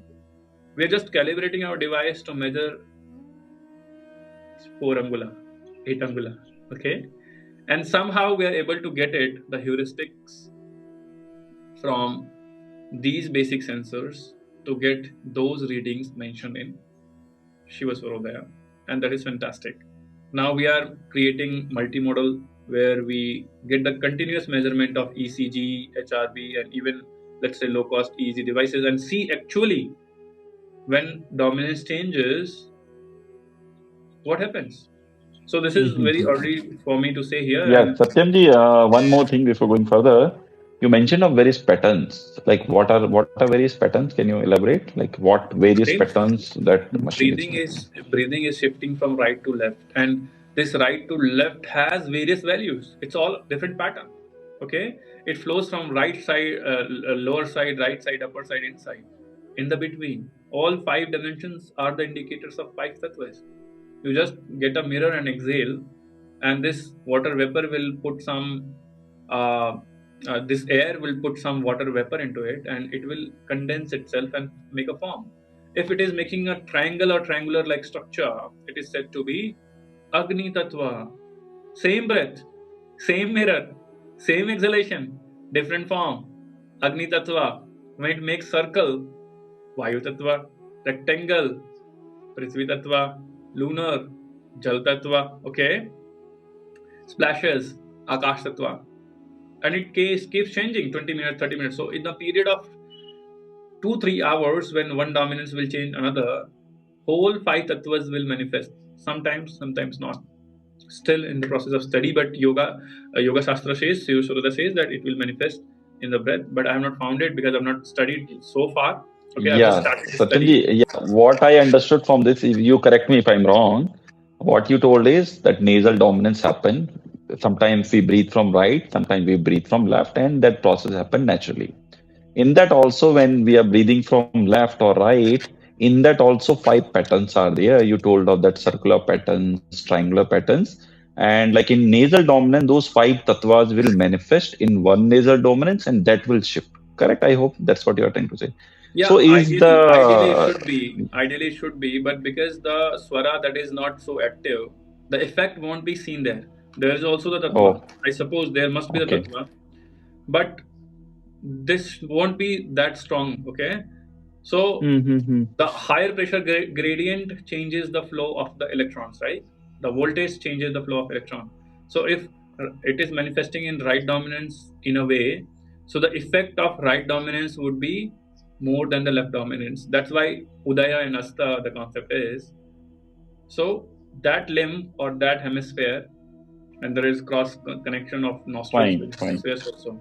So So that your is yeah, for the device that you have made, is it tapping those symbols which it making and the air pressure different in no, the no, no. different nasal or See, what? when you ask about the forms, it requires computer vision, and that is still in the process we are creating. And that's why I'm saying I won't speak uh, much about this because still in the Yeah, process and no, so I many. am interested in more in the thought process. Maybe We'll you do discuss later what you want to do. it Yeah, on call because you yeah, see I am not. Yeah, IP and okay, intellectual okay, okay. property things are so many. I mean, still, I would say that we are planning for computer vision also, where we can see the Sure, sure, patterns. sure. But right now, we are using these pressure sensors or flow sensors, even temperature sensors, to objectively study the flow of the breath in the nostrils in context of Swara Yoga. Okay. Got it, got it. Okay, just one more thing. Like when you are saying of tattvas, now differently. So is it just physical tattvas like Prithvi, Agni, Jal, Vayu, Akash? And in context of breathing, when you are saying, you mentioned of sthul and shukshma. So these tattvas are shukshma or what? Sukshma. They are indicators of Sukshma Tattva. Though it's just air and Okay, water. Okay? Air and water. Not when I say air, I don't mean Vayu Tattva. Okay? Though in air, Vayu Tattva is more than Jala Tattva. Because the Panchikarana Siddhanta happened. So even the air that you breathe is having Jala Tattva also. Okay?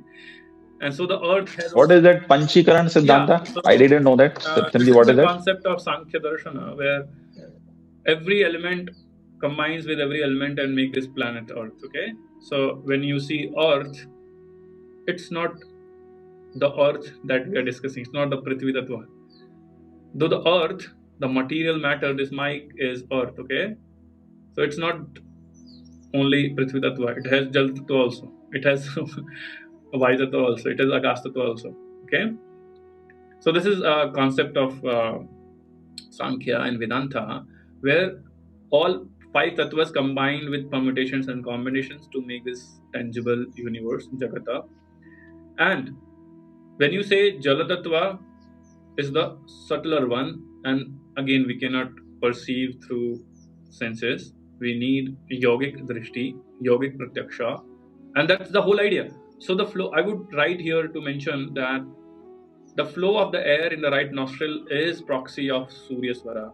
It's not Surya Swara. Okay, Not so. it's not Correct, flow of the prana in the right nostril. And I mentioned correct. Devraha Baba. He instructed his student. Now he is Bade Sarkar. He lives in his ashram in Vrindavan, I suppose. And he taught him how to meditate on Tattva and Swara. So we are ordinary people. We need to check down at this, and I'm so ordinary that I need to develop a device to measure that. Okay, but those yogis were able to know things was just by meditating. And I mentioned my Fufaji, he used to be a Swara yogi. Anyone comes to ask what has happened, where is my kid, I lost money, and this, and he will just do Sambhavi Mudra. And I heard this story, and my parents don't told me just to impress me because it was there really, and I asked various people, others, to confirm it. And he will just go in Sadamukhi Mudra and watch the tattva and the timing of his coming and asking and which side he stood and this, and he will told exactly when, how, and what. And he also wrote his time of death. I mean, he decided. So when you watch tattva, I mean, through the manomaya kosha, through the vijnanamaya kosha, through the purusha atmane atmana, through the yogic drishti, through the atindriya, then you are on a different level, different game. But Yeah, for our people like us, the adhama sadhakas, the mridu yes. sadhakas, adham sadhakas, we need to have a yoga danda and manage this, manipulate this. But even trust me, by just managing this airflow, this material, this material airflow, your life would be drastically changed. Though I'm not allowed to say Correct. this, Bhagavan Shiva asks not to give this Swarajnana to everybody. So I'm not talking about Swara Shastra and Nimista Shastra and Jyotish Shastra and how it changes and radically transforms your life and miracles will happen. I have seen miracles happening, but I won't be a scientist to say that. Okay, Yeah, so I'm just definitely. putting my Correct. words, toning it down, and talking about breathing patterns, not swara. I'm not talking about the Yeah, but mysticism. I feel that can be like an entry for the thing those who are curious into all those things. Yeah, definitely. And the whole idea of this podcast is also not that. It's just to be like a guide so that they can see, they can have that curiosity to know But about but that. I would Ashishji add here that even just by watching the dominance and changing it through the period of life and through the period of your whole day, your life would be transformed. Your life would be transformed at every level. You will started having spontaneous Kevala Kumbhaka. You will started having natural flow state without meditating. Tatra prati ekatanata dhyanam. Maharishi Patanjali did not tell you how to meditate. He just says ekatanata dhyanam. He tells about days of undershita siddharana, but he is not telling about dhyana because dhyana happens. You can't do dhyana. It's such an impossible task because dhyana is ekatanata and tadevarthan matra nirbhasam and being unbeing, undoing is samadhi, and you can't do it. You can't undo. You can't do undo. And undo can't be done. Okay, it can be done when your swara merges with the Pindan Brahmanda Swara. When Yeah, you say Yatpindi Tat yes, Brahmande, for me it's like my Swara should be merged with the uh, Brahmanda Swara and through the Shiva yeah, Swarodaya, and then you will start having spontaneous higher awareness. true. How a person like me into PCB and then purely yoga and then purely tech, how was it possible? Because I am so smart, because my brain Yeah, works and like anything, because of Swara I Shastra. will say something in life we don't choose. Something in life they chooses us. This is what I also feel that Definitely. thing. Yeah, so moving on that, like I hope this conversation is getting deeper and deeper, I think, and a lot of questions are there. And I feel when you start practicing, then the dimensions will open for you in a better way. So this is what the theory is not just what is going to help us. It's more of when the practice we will do, we have the discipline and a life that is going to help us in a way. So Satyamji, you made that device that you have shown to us. Finally, suppose anybody knows that right nostril dominance, left nostril dominance. Now, my question will be to like you yourself being in that IKSMHA, that is Indian Knowledge System and Mental Health Applications. So, what are your vision or the thoughts of this device in terms of mental health applications? How it is going to solve the problems of maybe like anxiety, depression? Is it that way, or because people are very selfish? What I feel they don't need devices and all until you don't tell them what is the benefit for them. So at the end of being a user of this device, what I am going to get, like what is going to tell me about this? See, Because you only mentioned you can put a mirror and you know which nostril is dominant. So what is the need of the device and how it is going to help everybody? it's not so easy for you. It might be easy for you, but trust me. I meet a lot of people, and I asked out of 100, only 20, 10, 20 or 30 people actually know that there is different breath. Forget about True. tattva. Forget about tattva. And there is a huge problem of sleep apnea, where your breath gets disturbed while sleeping. You don't know. You don't know. You are living a life when you can die any day. And continuous measurement of nasal airflow. Forget about Shiva Swarodaya. Forget about IKS. Forget about Swara Yoga. Continuous bilateral measurement of nasal dominance, nasal airflow, still is a problem for modern science. And our device solves that also. It We Yeah. made it under 2,000 rupees. Oh. Though description and things will take time and things will grow and uh, but we made it very low cost. So continuous monitoring of the nasal dominance. You can check the dominance right now, or whatever 10 minutes. How do you know that you are having the same strength of the dominance throughout 3 hours? If you True. are having the same dominance throughout the day, and my theory and Swara says, if you are always in the right dominance, you will be having anxiety attacks, panic attacks, more anxious. If you're having only right left dominance throughout the life, you will be more introvert, having more disorder, dissociated disorder, schizophrenia, maybe something. Because again, these are spectrum. You see, these mental disorders have spectrum. Pingala and Idasai, do you see that? Intuitively, you see. So the flow of the air in the nostril, because you breathe, I suppose, throughout the day, right? The day you were born until this podcast day, I think you've not stopped breathing more than 10 seconds. Have you? And Nobody we, can do. yeah, we breathe thousands of liters of gases per day. Okay. So even slighter of the obstructions, forget about tattva and swara and this, even slighter of the obstructions of the nasal dominance is providing a greater mechanical load, and your nasal ventilation is not proper.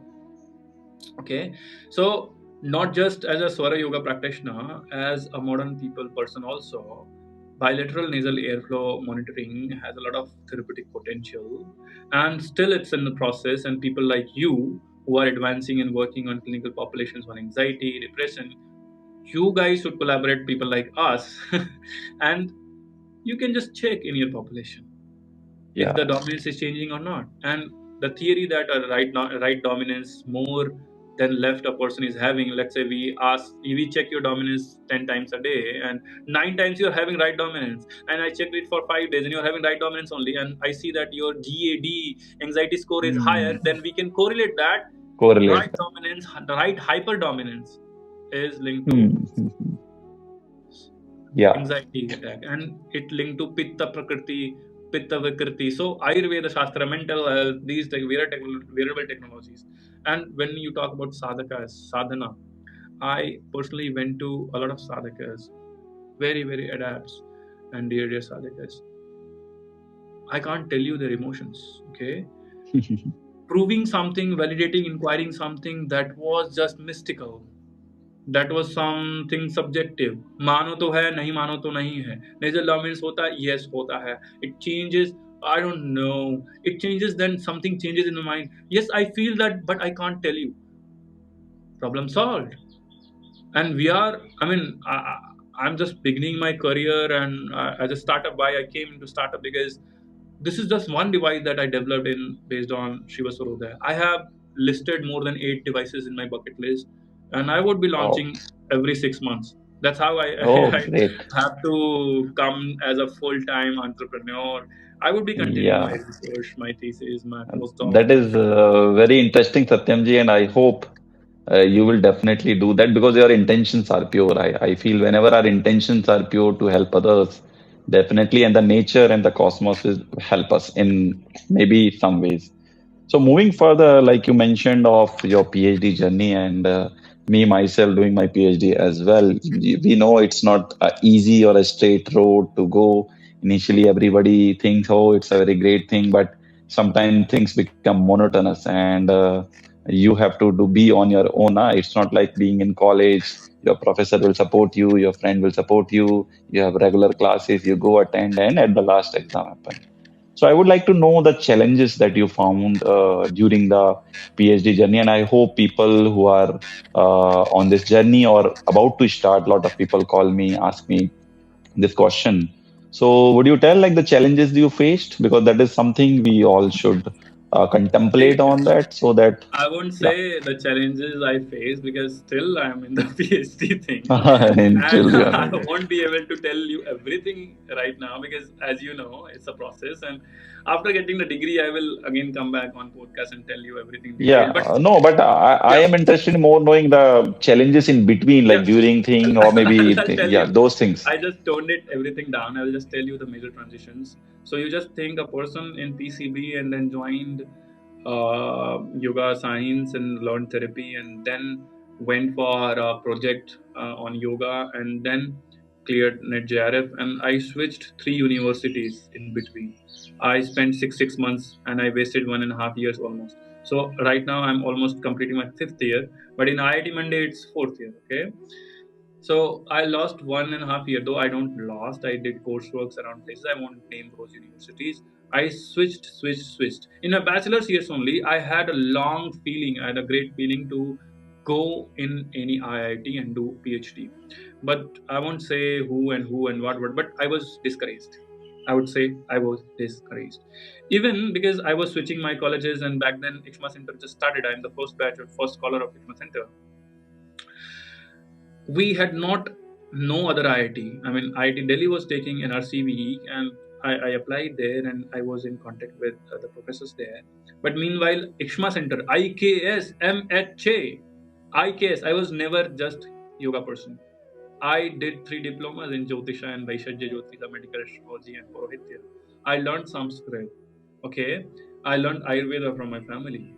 So I was not just limited to yoga, and I knew that. So when I heard IKS, I was like, that is me. And MHA, mental health applications. I was always into mental health. Even in my bachelor's, I did my dissertation with one of the professors at MD Navai on psychobiochemical investigations of impact of yoga practices on mental health parameters. Okay, so I was into mental health because growing years I see challenges, and I won't talk much about it. So IKSMHA Center attracted me like anything. Himachal attracted me like anything. And for that, to leave a job, to leave a city, to leave family and friends, and to go in an IIT where everybody is discouraging you. IIT, it's a tech university. What do you do? What a yoga person would do in an IIT? Nobody will trust you. And what would you do there? What would you do? You will develop a device, sensors. So I would love to tell you that the idea of this device came in my mind in 2017 in my second year of my bachelor's. And I met so many people. Again, I won't name anybody. Everybody is good and supporting me now. But back then, I did not get support. And I won't name it, but big names. And I love everybody and I respect everybody. But time was not there. But I got this feeling that I need to develop a device. And when I came here, a Japanese delegate was here. I won't name him again, and we were having discussions, and he did not cited our literatures, and he was talking about breath. Okay, he was talking about breath, and he was not citing our literatures. And I asked, why are you not citing our literatures? Have you heard about Shiva Sarodaya? He said, I don't know about Shiva Sarodaya. And I just got frustrated. And it has been the case from years and years. And I won't tolerate that in front of me. And this was just beginning of my PhD and this coursework, and I was just figuring out. I had this feeling of developing a device and doing this, but how would I get the confidence that a person coming from yoga therapy can even touch, even dare, even use a device? Forget about developing. Okay, and there, my professor, Dr. Arnab Sir, I'm grateful to this man. He's a super genius person. Very good. He's your PhD guy? Yes. And he's current chair of IKSMHA Center. And he said, he sensed that, you said, no, the authenticity, the cry, and the audience right now heard, they also will feel this. This was a cry from my heart that our science is being not cited by others and used by like anything. And in my university, in my campus, a person coming from another country, I respect that country, I respect the people, but he is not willing to spend some time to do that. But have you asked him, like, what is the reason why he has not cited? He never heard about it. He read from some secondary sources, and those secondary sources never cited the primary sources. Oh. So when James Nestor in Breath book cites Dr. Anand Yogi Bhavnani, then people in India knows Dr. Anand Yogi Bhavnani. Correct. I knew him from my childhood, okay? But how many yoga students follow his work? And that's the problem. Yeah. When James Nestor becomes bestseller on breath, citing Dr. Anand Yogi Bhavnani, everybody knows about Dr. Anand Yogi Bhavnani. But my whole work based on his ideas and his things. Okay, so there Dr. Arnab also called me, and we sat and discussed, and he was interested into breath that time. And then we come up with agreement, and he said, "What do you want to do?" I said, "Sir, I want to develop a device." And I was just trembling how I say this. And this is PhD. If you don't do it, you will be failed. Okay, you will lose 4-5 years of your life. This is not side quest. This is real PhD. Objective 1, 2, 3, publication 1, 2, 3, chapter 1, 2, 3. Okay, if you are saying you are developing a device, thinking about it, coming from a yoga science background, you need to really know. You need to really check. You need to hear your word, what you're saying. You should be mindful. But I said it. I don't know where it came from. I said it. And he said, okay, let's do it.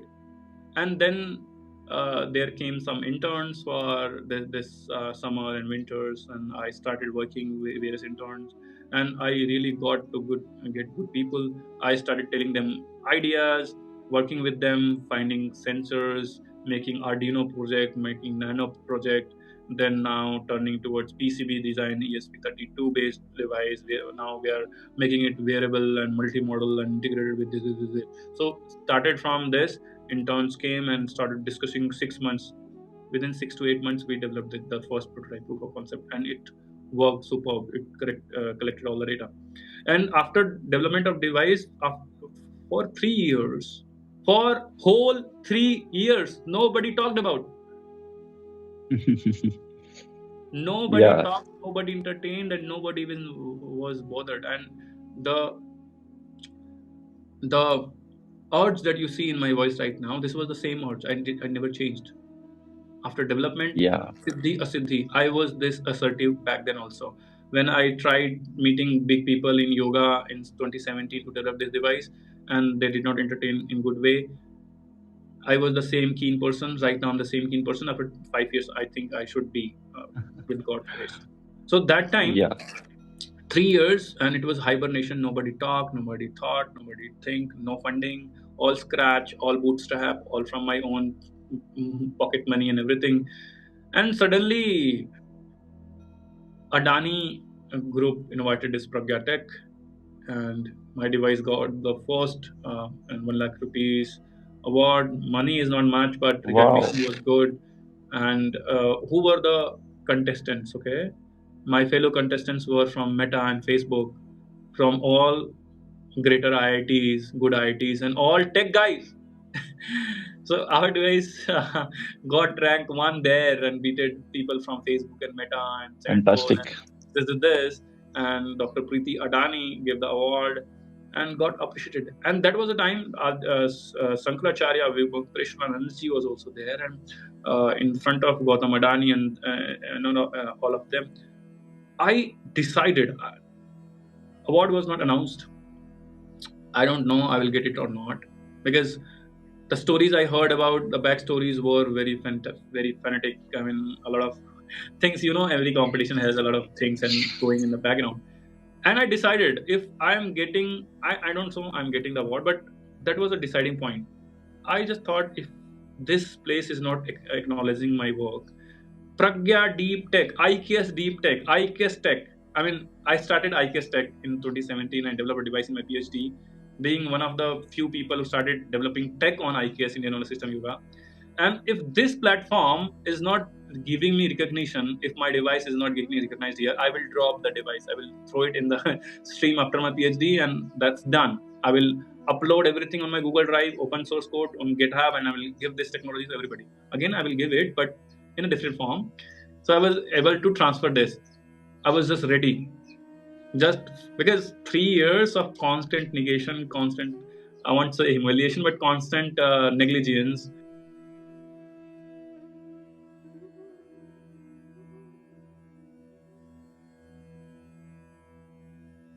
And this is, but my guide was there, and Professor Lakshmidhar Behera, the founder, mentor, and director of IIT Mandi, he was also there, and other few professors were also there. They supported, but again, this was my journey. I had to learn everything. I had to learn MNE, Python. I have to learn MATLAB. I have to learn coding, HTML, Java, CSS. I have to learn sensor technology, PCB design, KeyCAD design. This. I don't know, so many things. So this was painful. 3 years, no recognition, nothing. And someday, one day, one fine day, And this selection was very, very strange. I just sent a very bad video of this, and it got selected. And on the stage, I got only 3 minutes.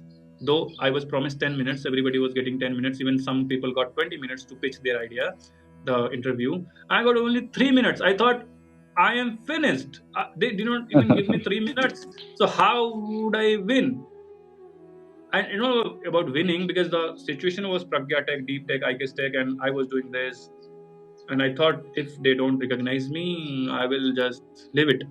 And it got recognition, and that started a journey. And after that, I stepped into more on tech. I followed this AI war. I learned a lot. I'm growing a lot, and I still wish that people like us who has bachelor's, master's, diploma, PhD in mind body practices, especially yoga, we should learn these things. Yeah, Your interesting. ideas, Yeah, correct. your So ideas, Satyamji, you won't be dependent on. what I will say is like very see, that's what I say. There's no pain, no gain. There's a very simple saying, na, and you are sharing your pain. And definitely, it's not easy in terms of funding, in terms of people, because I think they all are somewhere robotics. They are doing the same things again and again. And if you do something new, they will first of all not accept you. They will think, what is he doing? It's something different and all. That's why you remember that what Swami Vivekananda told. First, everybody will not at all pay attention to you. They will like deny you what you are doing that. But Yes. once they see the value in your IIT, work, you would be very happy to know that Acharya Balakrishna, Dr. H.R. Nagendra Guruji, and all delegates from HCL company, delegates from ICMR, professors from AIMS and IIT Delhi and AIMS Delhi and Rishikesh, all good people, all well in research. Everybody liked it. yeah, Everybody liked it. But problem is, who will fund this? correct. So liking is not going to at the end help you, na. So the main So things Adani comes there funded, only. Yeah. Dr. got Adani funded just 1 lakh rupees, and I don't wanted much because it comes into 2,000 rupees, and that Yeah, 1 lakh and rupees is what I believe is see what you have to get and what you have to do. You will do somehow. If that is you will do. destined for you, and if you are putting your efforts, what I will like going through this whole conversation, you put your efforts. You told you learn Java, HTML, Python, all those things. Yeah, it's all boring, but once you have a vision to manifest something, that's what I think you are trying to bridge the traditional knowledge with that you can say technology and how you can measure that objectively. That is what I think people are interested in. They are not interested in what Swara Yoga, this, that, and saying. The main thing is how it's going to be useful for them when they are in the challenge, when they are the problem. But you being in yourself, in that mainly in PhD, like our goal is mainly to understand the mechanism, all those things, but people are not interested. So that's how I think you gave a device which is more meaningful to them. That is what they And are we going to we value. we just got a collaboration with one of good hospital in Gujarat, and they are inviting us to deploy our devices Wow. there. So definitely Wow. we are moving ahead to a clinical examination. But till Yeah. now, my device is positioned as a well-being device, not as a diagnostic medical device, because when you make a medical device, Yeah. it requires a different connotation, different approval, Validation and different. all those things I think need to be done. That is different. But I hope that is also going to be done in future as well. Yes, And we are that's just why advanced. what I like about science is science doesn't care about big names or whoever it is. It cares about the truth. It cares about what is right, what you can prove. There is no value of emotions in science. That this is what my raw understanding is. If you are doing, you can experimentally prove it, you can measure it. Why you need big names? I feel always, see, if you are very much open in your heart and you are doing good work, God is with you all the time. So this is my very raw understanding, and that had helped you in a way. So moving further, and I think this conversation is going on long because that nasal dominance and to know about this is it's a tough task to do. So we have come to the end of the podcast. We will be taking few more things so as we can bind up. In your profile, I saw like you mention of mindfulness-based approaches also, and I myself feel this device is like a way, like we are not that much mindful, so we need a device to do that. The yogis and the people earlier, they are so mindful, they are simple living, they can naturally know about them naturally. And if you sit silently, you will naturally know which nostril is flowing like that. So how you put that mindfulness concept in terms of this device, and I think it is a way towards mindfulness only. Yes, see, if even before you reach towards nasal dominance, contextual mindfulness, you should have the mindfulness of the breathing as a whole. Either you are breathing through diaphragm, abdomen or not. It is rhythmic, slow, coherent. 6 breath per minute ideal, but you can't do it at least 10 to 12 breath per minute. So we are developing a different device for that. That is different. I have named it as Prana Vest. Okay, so it's a belt. I don't have the demo here because it's still in the development phase. So what it does, it you can wear in the form of t-shirt or as a belt, and it will follow your diaphragmatic movement, okay, abdominal movement. And when you get distracted breathing, not mindful breathing, not deep breathing, it will buzz, it will create vibration, it will create haptics, and it will train yourself to again go for deep breathing. Okay, so that is a different device because it doesn't require nasal dominance. Nasal dominance is a different phenomenon, and tattva in the nasal dominance is a altogether different level. Okay, we don't have to go there. Just by shifting a person's perspective on comfortably placed his muscular tension, relaxed body, relaxed diaphragm. When you relax your body, muscles relax, diaphragm also relax, abdominal muscles also relax, chest muscles also relax. Then you get ability to use your diaphragm abdominal muscles. Then you go for deep breathing, and when you go for deep breathing, you get a rhythmic, coherent breathing. And this is best for HRV, this is best for ECG, best for autonomic neural regulation, emotional regulation. So definitely mindfulness is the way, but it doesn't require nasal alteration dominance. It begins from this, and we are about to launch this device probably in August. And I am organizing, and I will take one moment to invite everybody watching this podcast, one of its kind, and with collaborations of some foreign universities and IITs and IIT Mandi also. This is International AI Dialogue on Digital Health, Mental Health, and Mind Body Practices, Yoga, Indian Knowledge System. So, health Wow. tech, AI, wearables, and yoga and mind body practices, 3 days online program. And it will also have discussions from the people of Stanford, Harvard, Oxford, all major IITs, even IU secretaries and ambassadors, and even big names, big researchers. All they will come together, have panels and debates, not lecture, no boring yarn, no bombardment, no information. They will just sit together, discuss, and we will write white papers and submit to the It will be WhatsApp and online only. yeah, it's online, and I will request you Oh, also to be part of the organizing committee, okay, to help me oh, with going. And we are getting good traction, and it is on 1st and 2nd and 3rd August, and it will be free for the participant. And we'll also organize a hackathon, where we will invite tech graduates to develop softwares in real time for yoga based, mental health based applications, okay. And we wow. will award certain US dollars, $100 or something. And the whole idea of this mindfulness is like everybody says, ध्यान से करो, ध्यान से खाओ, what slowly, observe yourself slowly, be mindful. But nobody, literally, nobody tells you how to be mindful of the mindfulness. मुझे ध्यान रखना है, But कैसे इसका रखना है ध्यान तूने? कैसे रखूं? I ask you, Ashish ji, you are a best friend of mine. I love you. I trust you. You are a very good friend of mine, and I'm requesting you, please do deep breathing for 10 minutes for a whole day, okay? And you also respect me, love me, and I'm your brother, and we are fellow researchers and everything. I say Tattvamasi, I am Atma Brahma. I said Tattvamasi. I am Atma. And then you forget about 3 minutes after 3 minutes. Where this forgetfulness comes? Avidya kshetram uttaresham prasuptatanu vikshunno dharanam prasuptatanu vikshunno. Prasuptatanu vikshunno. You don't know, unconscious, even beyond unconscious. Vikshunna, prasupta, tanu. Anitya asuchi dukkhanatma sunita suchi sukharma khyatir. Avidya.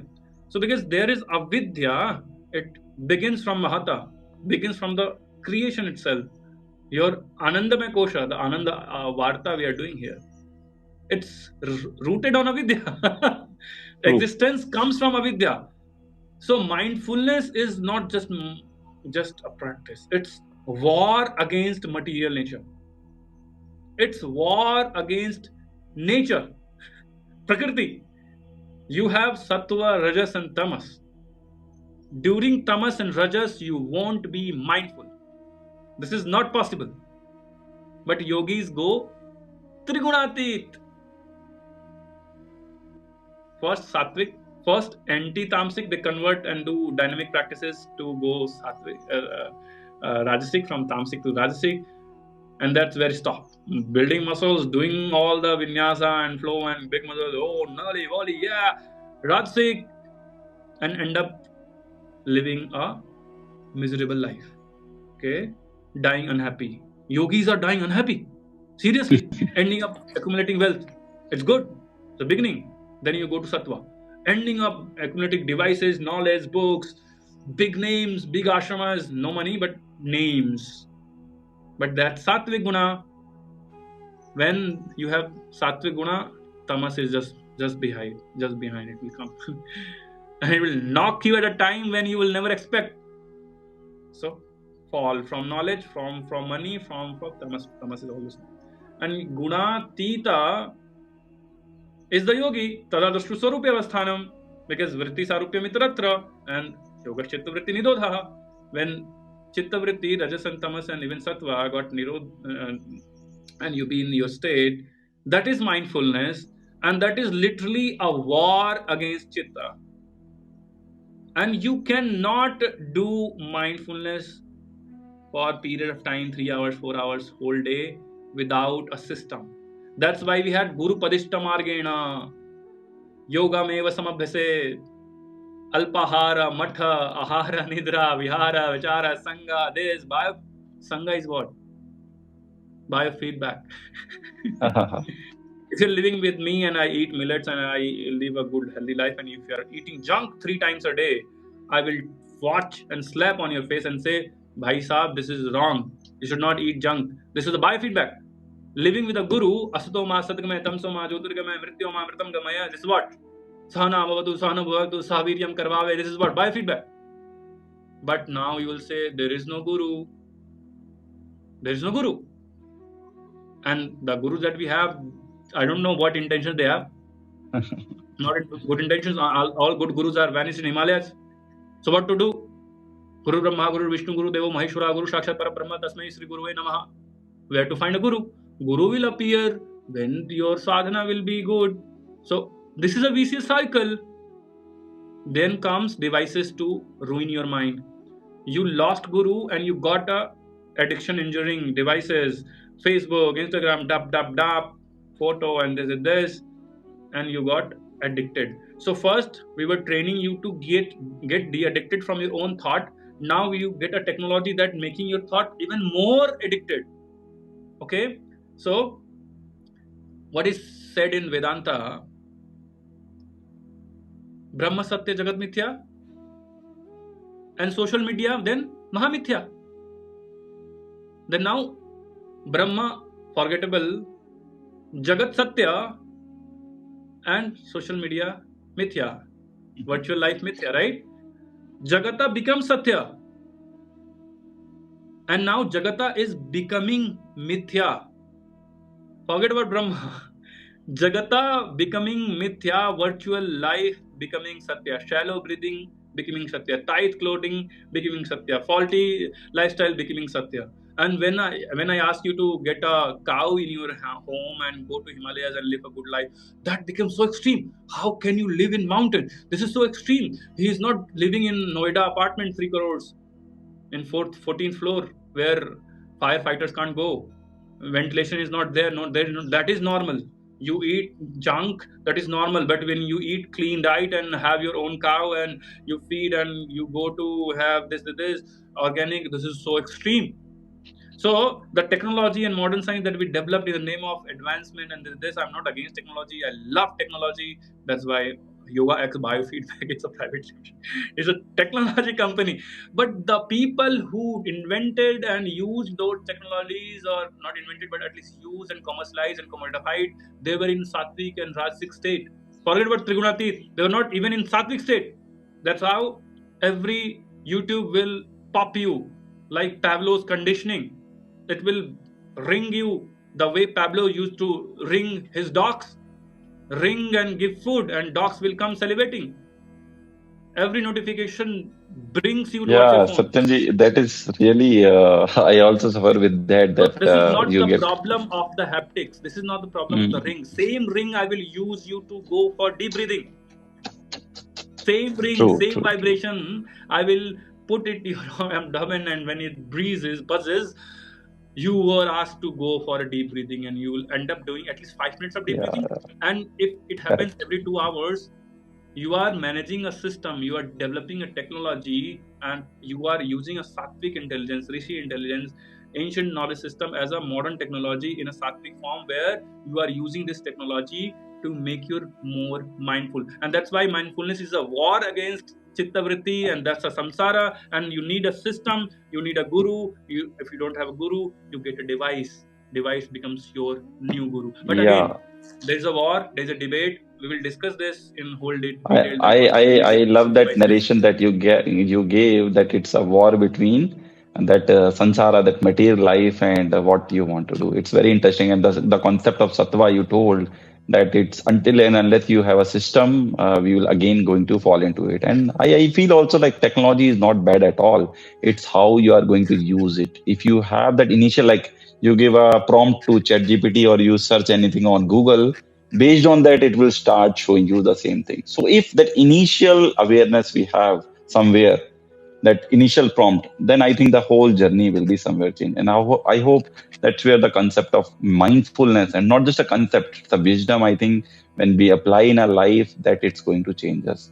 So Satyamji, it was a very, I hope, interesting, deep, knowledgeable podcast with you, and it is rooted in your, I think, very serious study that you have done, starting from your BSc, MSc, and then PhD. And it's not just study; it's more of the experiences that you have got during the journey, and not just good experiences. I remember it's somewhere written, it's not the good people who teach you, it's the bad people who make you feel bad. They are your actually real teachers. And at the last, you think about them. Yeah, if you were not in my life, I would not be such a better, refined person. So finally, I would ask you any final message you have for the people you would like to say. And like, Yoga Day is also coming on 21st June. So now yoga is becoming global, and the awareness, the consciousness of yoga, like everybody is more health conscious. They want to, after especially the COVID. So any final message you have for people who are on the journey of evolution, who are on the journey of awareness from your side? Definitely. From my own experience, I would say it took me to spend more than 12 years to call myself a beginner student. So please make sure you don't end up doing 200 hours and calling yourself a teacher. You call it, you earn money and you do things, but at the base of your heart, you should always be ready. And there is a lot of things to learn. And yoga makes your mind open. It should, but I don't see that. So please make your mind open. You read and you discuss. You put your little ego down. You talk to people. If somebody is coming and telling you as a yoga teacher, the person has also experience of his life. So respect the person. Talk to him. Learn his science and come to technology and science. Read literatures, scriptures, but not just for sake of reading.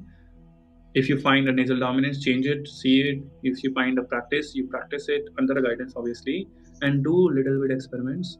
That's how you learn the philosophy, you develop Wow. a practice, and then you get a flexibility of a scientist because the time is changed. The Chandakapali's yoga is different from the Arjun's yoga. You say it's a Ghiranda Muni's yoga or Bhagwan Krishna's yoga. It's not like that. It's Arjuna's yoga to Chandakapali's yoga and Maharaja from Mysore's yoga and the students of IKSMHA's yoga. It's all not the same because it evolved, and that's how yogis contributed. So you can also Interesting. contribute because technology is evolving. So you study by heart. And first thing is drop the sense of inferiority. If you are joined BSc yoga, respect it. Any other student is investing 8 to 10 hours per day. You also study 8 to 10 hours a day. You finish every syllabus. You can finish whole 5 years of BSc MSc syllabus in 1 year or 1 to 2 year in your bachelor's days, and then you go for science and technology even deep. You read Guyton and Hall biochemistry. You develop a whole understanding of modern science, and then you and I won't say you end up doing startup and doing everything, but at least you learn it. That's how you will able to take this to the people who are really valuing. Okay, Fitbit acquired by Google 2 days back, and what it does, it measures your heart rate variability. So health wearable technology, health technology, mind body healing is on the peak. Growth is high, but you will lose it because you don't know the technology, you don't know the language, you don't know whom to Wow. talk, and you are ending up in a bubble that is created by the people, and they're not going outside. It's a cute bubble, but it will be busted now. It will be soon Wonderful. busted.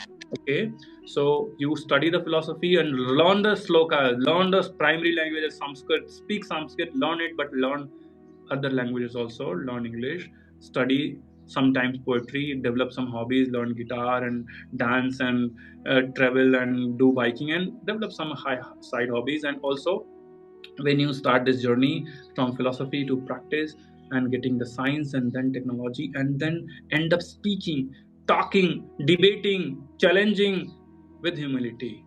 And when you do 6 7 years, you will end up having a good life. So this is for the yoga Interesting. professionals, and for the Yeah. common audience who are little far and they are instructors or they are practicing yoga as a health professionals. Please learn AI. Please learn AI. You will lose this war. Some stupid person sitting on the computer will replace you because he has prompt engineering. He knows agentic AI. He knows website development. Every yoga teacher, every yoga instructor should have their personal website. They should be on Instagram. They should know how to use Canva. They should know how to create podcasts or videos or this. They should know how to approach new clients. And when you are going for corporate, you should know the protocol that you are teaching in corporate is rooted in modern science and in coming from IKS literature yoga. Okay, so you read PubMed, you read Google Scholar, you read Cochrane, you go and get rooted in scientific journals. You talk people like Ashish. Okay, you follow his channel. So that's my Yeah. final message, that follow Anand Yatra, right? Anand Interesting. Yatra Podcast. Interesting. Yeah. Yeah. Yeah. Interesting, Anandi. So Satyamji, what I get to know from his is Vidya Dadati Vinayam. When you really are open, you are curious, it is at the end going to make you humility, full of humility. You are still, after knowing a lot of things, you are open for conversations. And second thing, what I know from is you integrate, you don't. I also observe this thing, why these yoga people feel inferiority. They don't feel good about their work. I don't know why I feel they're just time passing. I didn't understand. Like I say to them, if you don't like this, you leave it. You go do something which you really love, you enjoy. That's why I think Utsaha is one of the sadhak tattva, first sadhak tattva. So whatever he is also saying, if you are utsahit, you are enthusiastic. The way we are for the food, the way we are for traveling, we should be also have that utsaha for our work as well. Because work is not helping us only; it's going to help others as well. And finally, what he told, you have to learn technology. Without that, things are not going to work. And you will have challenges, and finally, you will have issues. So every podcast I learn from the guest who comes a few points. So today, what I learned from Satyamji is, yeah, truth is always hard. You whenever you speak, some people feel bad about it, and I think that is one thing what Satyam is doing, and Sorry few if I people hurted feel. anybody. No, yeah, see, that's what he's human. He can ask sorry for. That's a very good quality you have. Ki you do something wrong, you ask for it. No, nothing is going to be bad about it. And second thing I learned from it, he's driven so seriously in knowledge. That's why he's saying a lot of shlokas, lot of words. I think maybe I also don't remember, audience don't remember.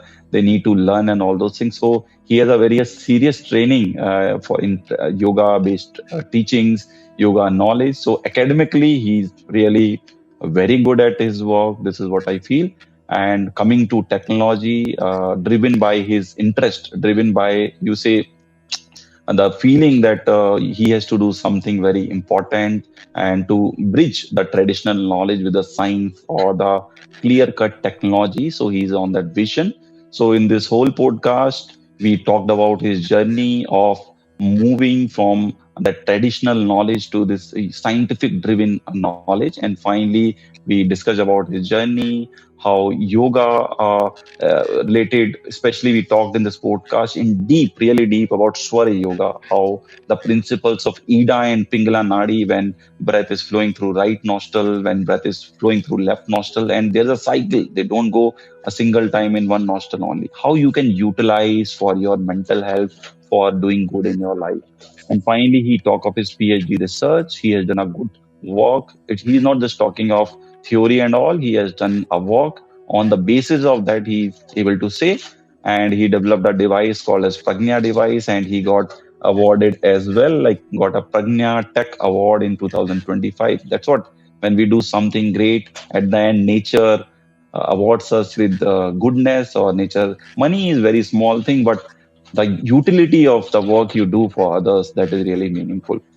And we had a lot of discussion on these yoga related techniques, technology, what are the need in future, and especially he being in IIT Mandi, in the IKSMHA center, that is Indian Knowledge System. I think this is newly started, in our IITs, IKSMHA centers are coming, like how technology should support our traditional knowledge. I think then only this yoga based knowledge or Ayurveda, Siddha, Unani, all these things can go to global level. So you can check out this whole podcast with Satyam Tiwari ji, and I will be waiting for his paper to get published to see what are the final insights that are going to come.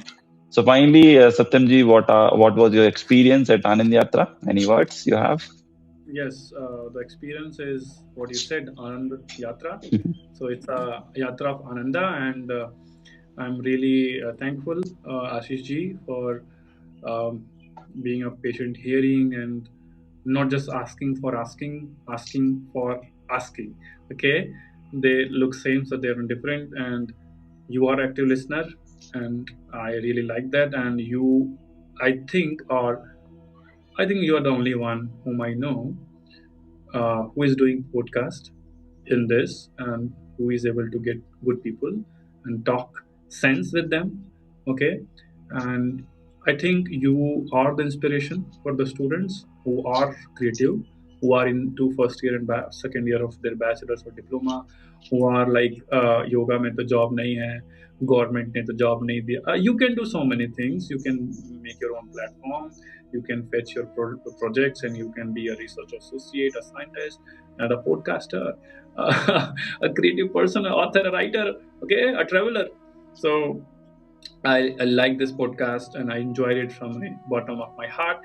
And I'm really thankful, Ashish ji, for giving me this opportunity to share my heart. And I mean, you really did justice. And if you ask me to rate it, I will say 10 on 10. Okay, Oh, and great. you be the inspiration of the students, and that's my heart, where my heart breaks.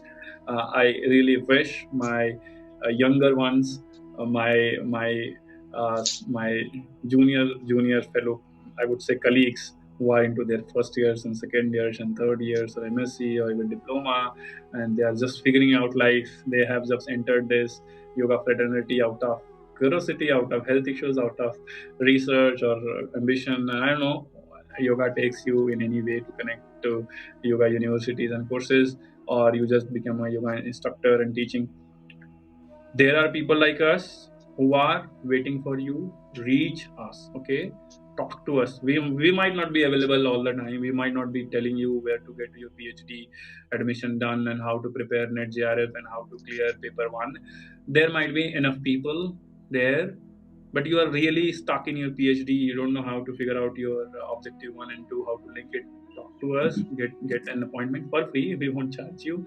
Even Ashish ji will help you. He is in a good, reputed, very very high prestigious place. Nimhans. It's a very very big place, and I'm congratulating him again for this uh, journey that he is in. And all the students who think that after MSc you should only go to state university or somewhere or private university for PhD, you are wrong. Please come to IITs, please come to NITs, please come to Nimhans, please go to foreign universities, and you need not to dependent on the yoga department.